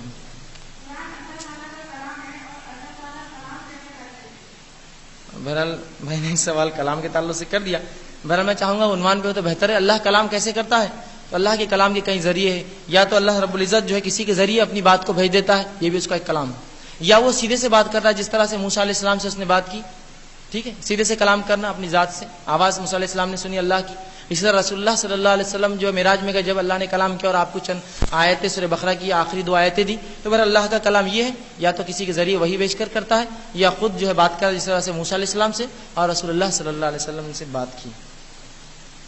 ہم نے کتاب میں پڑھے تھے کہ درود شریف کی تسبیح کرنے سے ایک حج کا ثواب ہے. بہرحال میں نہیں جانتا, رسول اللہ نے درود کی تو فضیلت بتائی, جو فضیلت ہے کہ 10 مرتبے بلند ہوتے ہیں, 10 نیکیاں ملتی ہیں, 10 گناہ معاف ہوتے ہیں. لیکن حج کی فضیلت بہرحال میں نہیں جانتا ہوں کسی روایت میں حج کی فضیلت کی درود پڑھنے سے حج کا ثواب ملتا ہے. ایسی آپ درود ضرور پڑھیے, اس کی فضیلت اپنی جگہ ہے, لیکن بہرحال اتنی زیادہ نہیں کہ حج کا ثواب ملے. آگے وہی پوچھتے ہیں کہ شب قدر میں عبادت کرنے سے 83 سال 4 مہینے کا ثواب ملتا ہے, اس کس طرح سے عبادت کی جائے؟ تو بہرحال شب قدر کی عبادت یہ ہو سکتی ہے دین کا سیکھنا سکھانا, ذکر و اذکار, قرآن کی تلاوت, قیام اللیل کا کرنا, تمام چیزیں جو ہو سکتی ہیں. اور اگر کچھ نہ ہو سڑکوں بیٹھ کے ٹھیٹھی ٹاٹا نہ کرے, سو جائے, انشاءاللہ اس میں بھی رات بھر کی عبادت کا ثواب ہے. رسول اللہ فرماتے ہیں کوئی شخص رات میں عشاء پڑھے اور پھر خاموشی کے ساتھ سو جائے پھر اور صبح فجر پڑھ لے, اس کو بھی رات جو ہے قدر کا ثواب مل جائے گا, رات بھر عبادت کا ملے گا. لیکن افضل تو وہی ہوگا جو عبادت کرے, قرآن پڑھے, ذکر و اذکار کرے. لیکن ہاں شب قدر ہے بلکہ سڑکوں پر بیٹھنا, اڈے اور میلے اور ٹھیلے سجانا اور کہنا شب قدر, اس سے اچھا ہے پھر سو جائیں, انشاءاللہ یہ بھی اس کو عبادت کا ضرور اجر دیں گی. عامر سہیل's mother waiting for him. عامر سہیل صاحب کو ان کی والدہ بلا رہی ہے. عامر سہیل جی.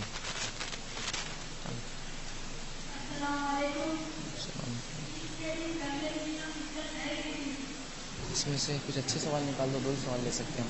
دو سوال لے سکتے ہیں بس.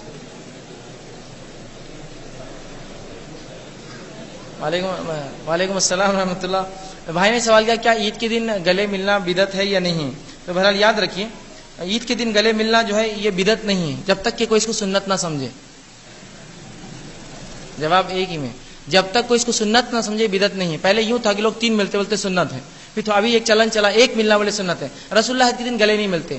رسول اللہ سے جو گلے ملنا ثابت ہے وہ کسی کے سفر سے آنے پر آپ گلے ملتے ہیں، تو آپ یہ کر سکتے ہیں ٹھیک ہے. لیکن ہر قوم کے خوشی کے اظہار کے طریقے ہوتے ہیں جو شریعت کے اگر خلاف نہ ہو تو وہ کر سکتے ہیں. مثال کے طور پر کچھ لوگوں کے خوشی کے اظہار کا طریقہ یہ ہوتا ہے کہ وہ ماتھوں کو چومتے ایک دوسرے کے ملے بعد، سروں کو چومتے ہیں. عربوں میں یہ طریقہ ہے.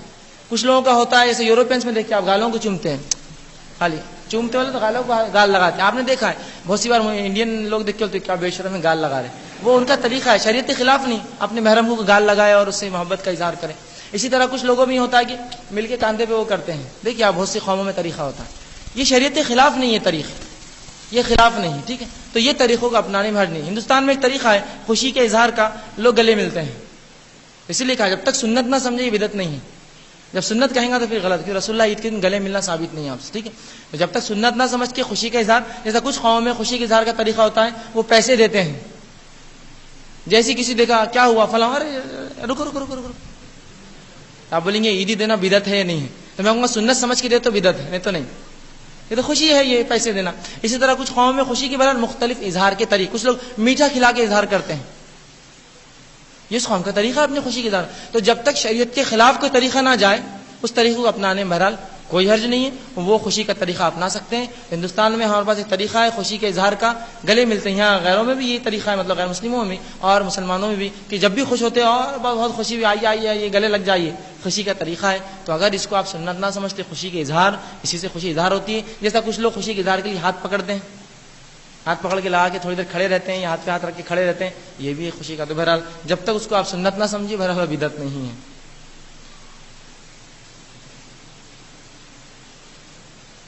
اور بدعت کیا ہے؟ کیا صرف اللہ کی ذات میں کسی کو شریک کرنا بدعت ہے یا پھر اور بھی ہے بدعت؟ بدعت میں کن کن چیزوں کا شمار ہوتا ہے؟ تو بہرحال اللہ کی ذات میں شریک کرنا شرک ہے، یہ بدعت نہیں. یاد رکھیں بدعت کیا ہے کہ کوئی چیز جو شریعت نے ثابت نہیں ہے، شریعت نے حکم نہیں دیا اس کا منانا، اس کا کرنا. جیسے شریعت نے 2 عیدیں دی، اس کے علاوہ کچھ عیدیں منانا بدعت ہے. شریعت نے 2 عیدیں دی، کون کون سی عیدیں؟ عید الفطر اور عید الاضحیٰ. اس کے علاوہ تمام عیدیں بدعت ہے، یاد رکھ لیجیے. اب پھر وہ جو بھی ہو میرے سے نام مت بولنے لگائی کہ تو اتنی میٹھی میٹھی رہتی وہ کہ میٹھے کی یاد آ جاتی، پھر پورے میٹھے میٹھے ہیں نا. بہرحال مشکل ہوتا ہے سب کا نام لینا. بہرحال 2 عیدوں کے علاوہ تمام عیدیں جائز نہیں. رسول اللہ نے کہا اس امت کو 2 عیدیں ہیں بس ختم ہو گیا. ہاں جمعہ بھی بہرحال ایک عید ہے لیکن وہ ویسی عید نہیں ہے جس طرح سے عید الفطر عید الاضحیٰ. یہ عید الگ ہے اس کے مقابلے میں، اس میں عبادت کرتے ہیں آدمی اور خاص عبادت کا دن ہے. بہرحال اس کے مقابل عید جو ہے الگ ہے اس کے مقابل ٹھیک ہے. تو عید کا جیسا اطلاق یہ 2 پہ ہوتا ہے، جمعہ پہ نہیں ہوتا ویسا. تو بہرحال 2 ہی عیدیں ہیں، تیسری کوئی امت کو نہیں، تو تمام بدعت ہیں. اسی طرح جو ہے پیدائش کی جو سنت طریقہ ہے، عقیقہ کرنا، نام رکھنا، بال منڈوانا، اس کے بدلے سونا چاند، یہ ہے. اس کے علاوہ تمام چیزیں کرنا پھر وہ چاہے پھر ایک ادھر ہو یا 40 دن بعد ہو، 6 دن بعد ہو یا پھر یہ سب تمام. پھر اس کے علاوہ جو ہے پیدائش کے بعد جو ہے ہر سال کو سال کچھ بدعتیں لوگ کرتے ہیں نا. 1 سال کا ہو گیا تو 1 کیک 1 موم بتی کے ساتھ، 2 سال کا 2 کیک 2 موم بتی کے ساتھ. اسی طرح جو ہے نکاح کی بہت سی بدعتیں ہیں جو ہم لوگ کرتے ہیں. نکاح کی بدعتیں کیا ہے؟ اب وہ بدعتیں نہیں ہو تو ایسا ہو گیا اسلام ہو گیا ہے نا. یہ کوئی شادی ہو رہی ہے اور ہلدی نہیں ہوئی، ہلدی نہیں، عجیب شادی ہے. کوئی شادی ہوئی مہندی نہیں ہوئی، مہندی نہیں ہوئی. ارے کنجوس ہوں گے، خرچ نہیں کرنا چاہ رہے ہوں گے پیسے. سانچک نہیں ہوئی، کیسی شادی ہے یہ؟ شادی نہیں ہوئی ہے تو کچھ نہ ہو تو سانچک تو ہو ہے نا. اور کم از کم کچھ نہ ہو تو 1 سالی تو انگلی کھینچے، 2 4 5 ہو تو الگ بات ہے، 1 تو کم از کم کھینچے. شرٹ وٹ پھٹنا، اس میں مارا ماری ہونا، یہ ہو تو کچھ تو ہو. تو یہ نکاح کی بدعت ہے نا. نکاح کے بعد بھی بدعت ہے نا. نکاح ہو گیا، ولیمے کا کھانا ہو گیا واجب ٹھیک ہے، پھر پہلا جمعہ، دوسرا جمعہ، تیسرا جمعہ، چوتھا جمعہ. کسی نے مجھے کہا ہمارے علاقے میں 52 جمعے ہوتے ہیں. میں نے کہا شادی وہاں کرنا تھا میں نے. 52 جمعے 4 جمعوں میں سسر کی کمر ٹوٹ جاتی ہوں کھلا کھلا کے داماد کو، اور وہ 52 جمعے مناتا ہے. بہرحال یہ بدعت ہے. پھر موت کی بدعت ہے جو عام ہو چکی ہے. رسول اللہ نے کہا غم 3 دن ہے، تو کہتے ہیں 1 سال عید نہیں ہوں گی، 2 عیدیں نہیں منائیں گے، وہ سال فلاں ہوں گا. یہ تمام بدعت موت کی ہے. پھر تیسرا 10واں 20واں 30واں 40واں سالہ، سال کو سال، 10 سال 20 سال 50ویں 10ویں برسی، اور یہ سب تمام چیزیں یاد رکھیے رسول اللہ ثابت نہیں ہے. تو یہ چند تھی بہرحال جو گنوا دی میں نے. بہرحال اس کے علاوہ بہت ہوتی ہے. کوئی مخصوص ہوتا آپ سوال کریں تو شاید میں جواب دے پاؤں.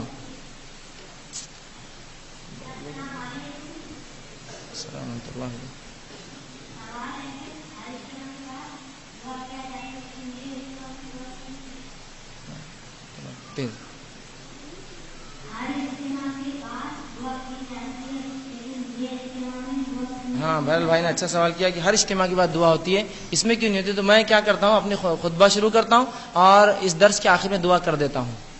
کرتا ہوں عموماً ہر روز ہی کرتا ہوں. بہرحال تو یہی طریقہ رسول اللہ جب کوئی واز کرتے اسی کے اندر دعائیں کر دیتے، الگ سے نہیں. تو میں اسی کے اندر آپ کو واز کر دیتا ہوں اور دعائیں کر دیتا ہوں، آپ اسی پہ آمین کہہ لیں، یہی کافی ہے. لیکن اس کے بعد کچھ لوگ تصور کرتے ہیں کہ سب ختم ہونے کے بعد پھر ایک وقت ہوتا ہے، لوگ اسی کے لیے آتے ہیں، اجتماع میں نہیں آ کر اس دن آتے ہیں جس دن وہ ہوتی ہے، سمجھتے پورا سب کا ثواب ہم کو ایک ساتھ مل جائے گا، اور آ کے بیٹھ جاتے ہیں آمین آمین آمین بولے اور بھاگ جاتے ہیں. یہ کوئی اتنا اگر آسان ہے تو بس پھر تو کیا ہی ہے. وہ بیچارہ جا کر مہینے مہینے سال سال بھر رہ رہا اور یہ خالی جا کر آمین بول کے بول رہا صاحب مل گیا میرے کو، اور اپنے اوپر پلٹا کے آ جاتا نکل کے. درست نہیں. تو ہاں کوئی خطیب خطبے کے دوران واز میں کچھ دعائیں کر دے تو بہرحال آپ اسی بھی آمین کہہ دیں، یہی کافی. اس سے ہٹ کر الگ سے بہرحال ضرورت نہیں اس کی. عموماً دعائیں زندہ رکھے، اسلام پر رکھے، موت دے، خاتمہ ایمان پر کر، یہی بہرحال دعا ہماری کافی دعا اچھی دعا ہے کہ زندگی ہماری ایمان پر، اور یہ تمام چیزیں مرحلے اس میں خود آ جاتے ہیں. اور چونکہ وقت بھی کم ہوتا ہے تو اور لمبی دعائیں کرنا مشکل بھی جاتا ہے.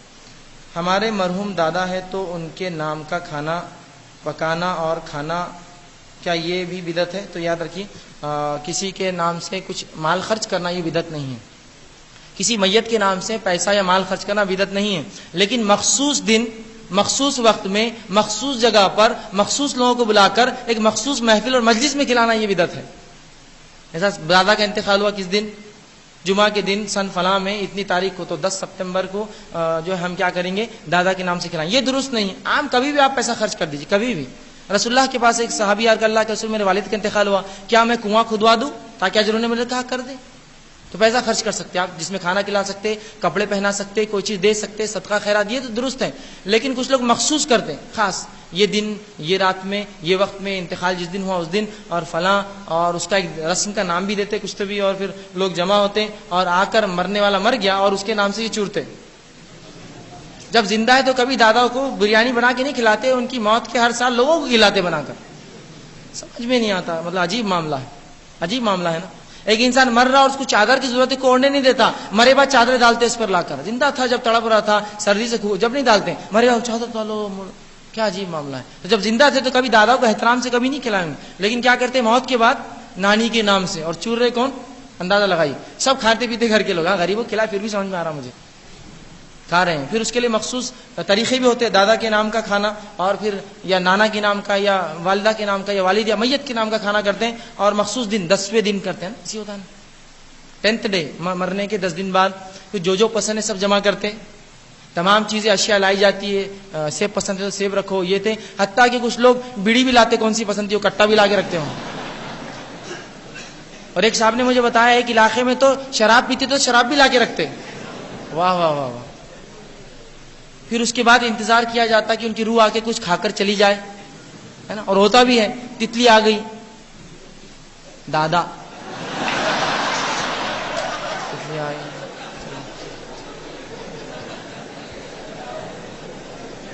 بلی آ گئی، بلی دادی ہو سکتے، بلی دادی. تو کیا روح مرنے کے بعد آتی ہے واپس؟ سوال یہ ہے میرا. روح مرنے کے بعد آتی ہے کیسا؟ مومن کی روح تو بس اب چلی گئی، تو کوئی ایک جگہ ہے دونوں میں سے، سجین قید میں ہے، گنہگار ہے تو علی نیکی جگہ پہ ہے. دونوں میں سے کوئی ایک مقام ہے، رجسٹر سے دو، جہاں سجین کے اندر قید کر دیے جاتے کافر منافق اور گنہگار، اور علیین کے اندر جو ہے یہ ہوتا ہے. یہ سب یاد رکھیے، یہ سب بدعقیدگی ہے. کسی کی روح آتی نہیں ہے مرنے کے بعد، وہ چلے گئے. ہاں آپ کو کچھ دینا ہے دے دیجیے، مخصوص مت کیجیے اس عمل کو، عام رہنے دیجیے جس طرح سے عام ہوتا ہے. بس انشاءاللہ یہ آخری اور یہ چھٹا آخری، اور کوئی امپورٹنٹ ایک ٹھیک سوال جی.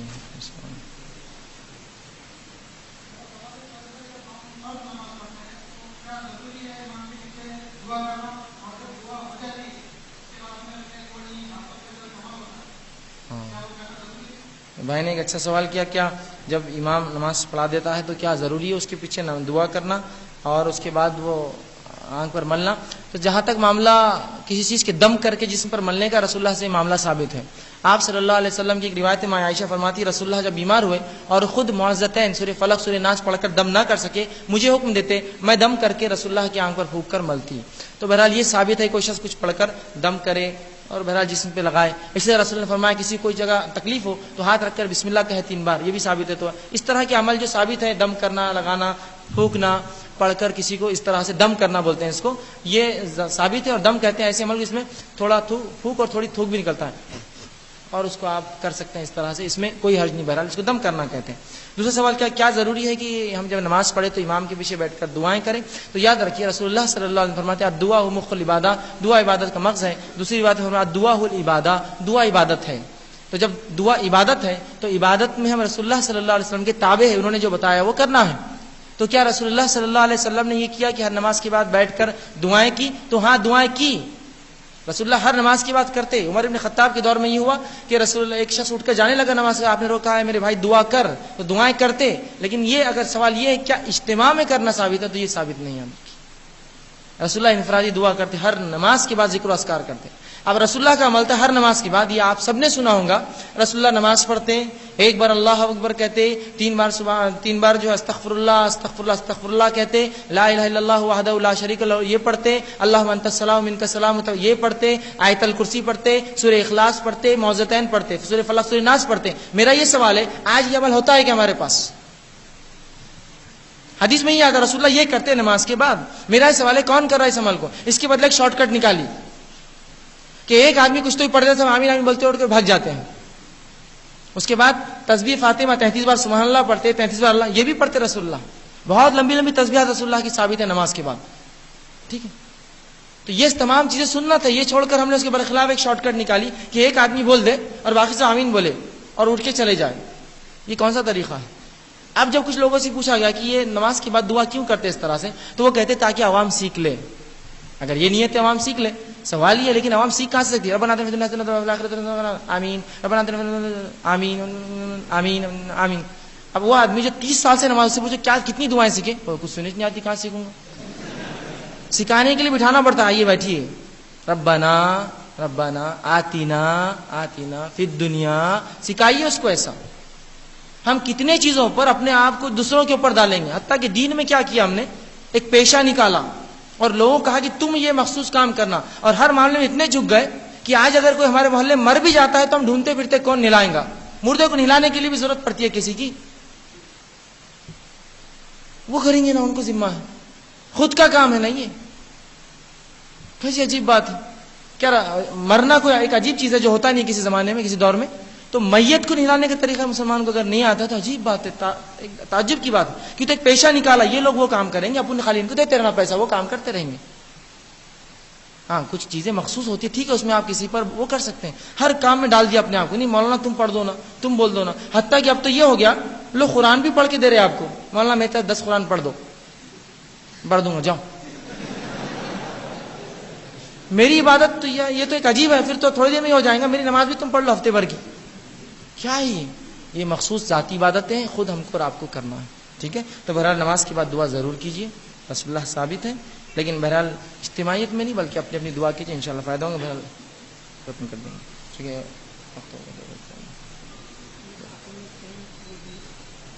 اچھا بہرحال سوالات بہت ہیں, لیکن بہرحال ہمارے لیے مشکل ہے اس سیشن کو آگے بڑھائے, چونکہ وقت سے ہم زیادہ ہو چکے ہیں 15 منٹ, لہٰذا سوالات آپ کے ہوتے ہیں. میں گزارش کروں گا آپ کے اگر اور بھی سوالات ہیں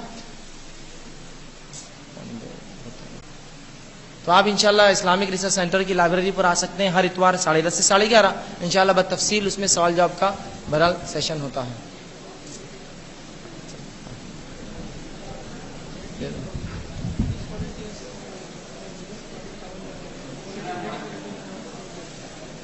جی السلام.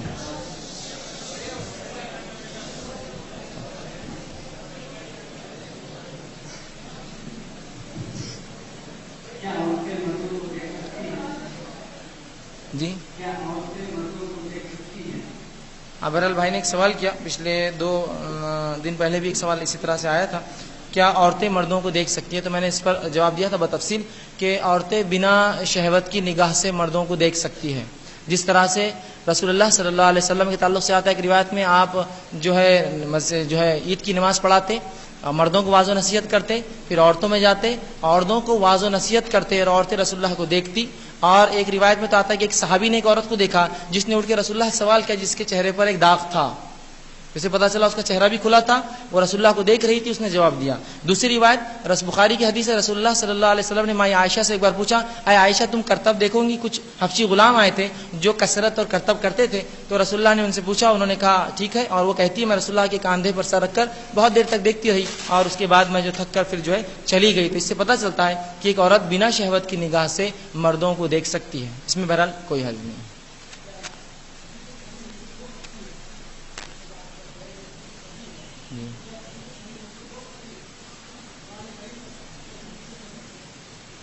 کل بھائی نے سوال کیا کہ حدیث صحیح منسوخ ہو سکتی ہے قرآن کریم سے؟ تو اگر کوئی حدیث صحیح ہے تو اس میں کبھی انشاءاللہ عزیز جو ہے قرآن کے خلاف بھی نہیں ہوں گی اور انشاءاللہ عزیز وہ منسوخ بھی نہیں ہوں گی. بہرحال انشاءاللہ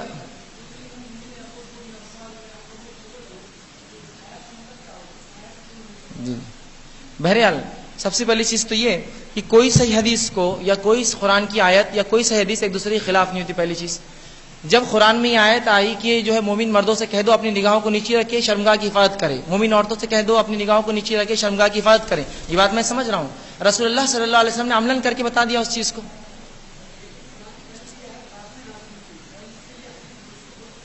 نہیں بہرحال یہ تو اگر آپ کسی نہیں بہرحال سب سے پہلی چیز تو یہ آپ دیکھیے کہ ایک وقت میں ایک سوال یہاں لوگ کر رہے تھے، ٹھیک ہے، آپ نے مجھ سے ایک سوال کیا، میں نے آپ کو جواب دیا، وہ بھی ٹائم کے بعد آپ آئے، لیٹ آئے. سنیے اب سنیے اب میری بات بھی سنیے.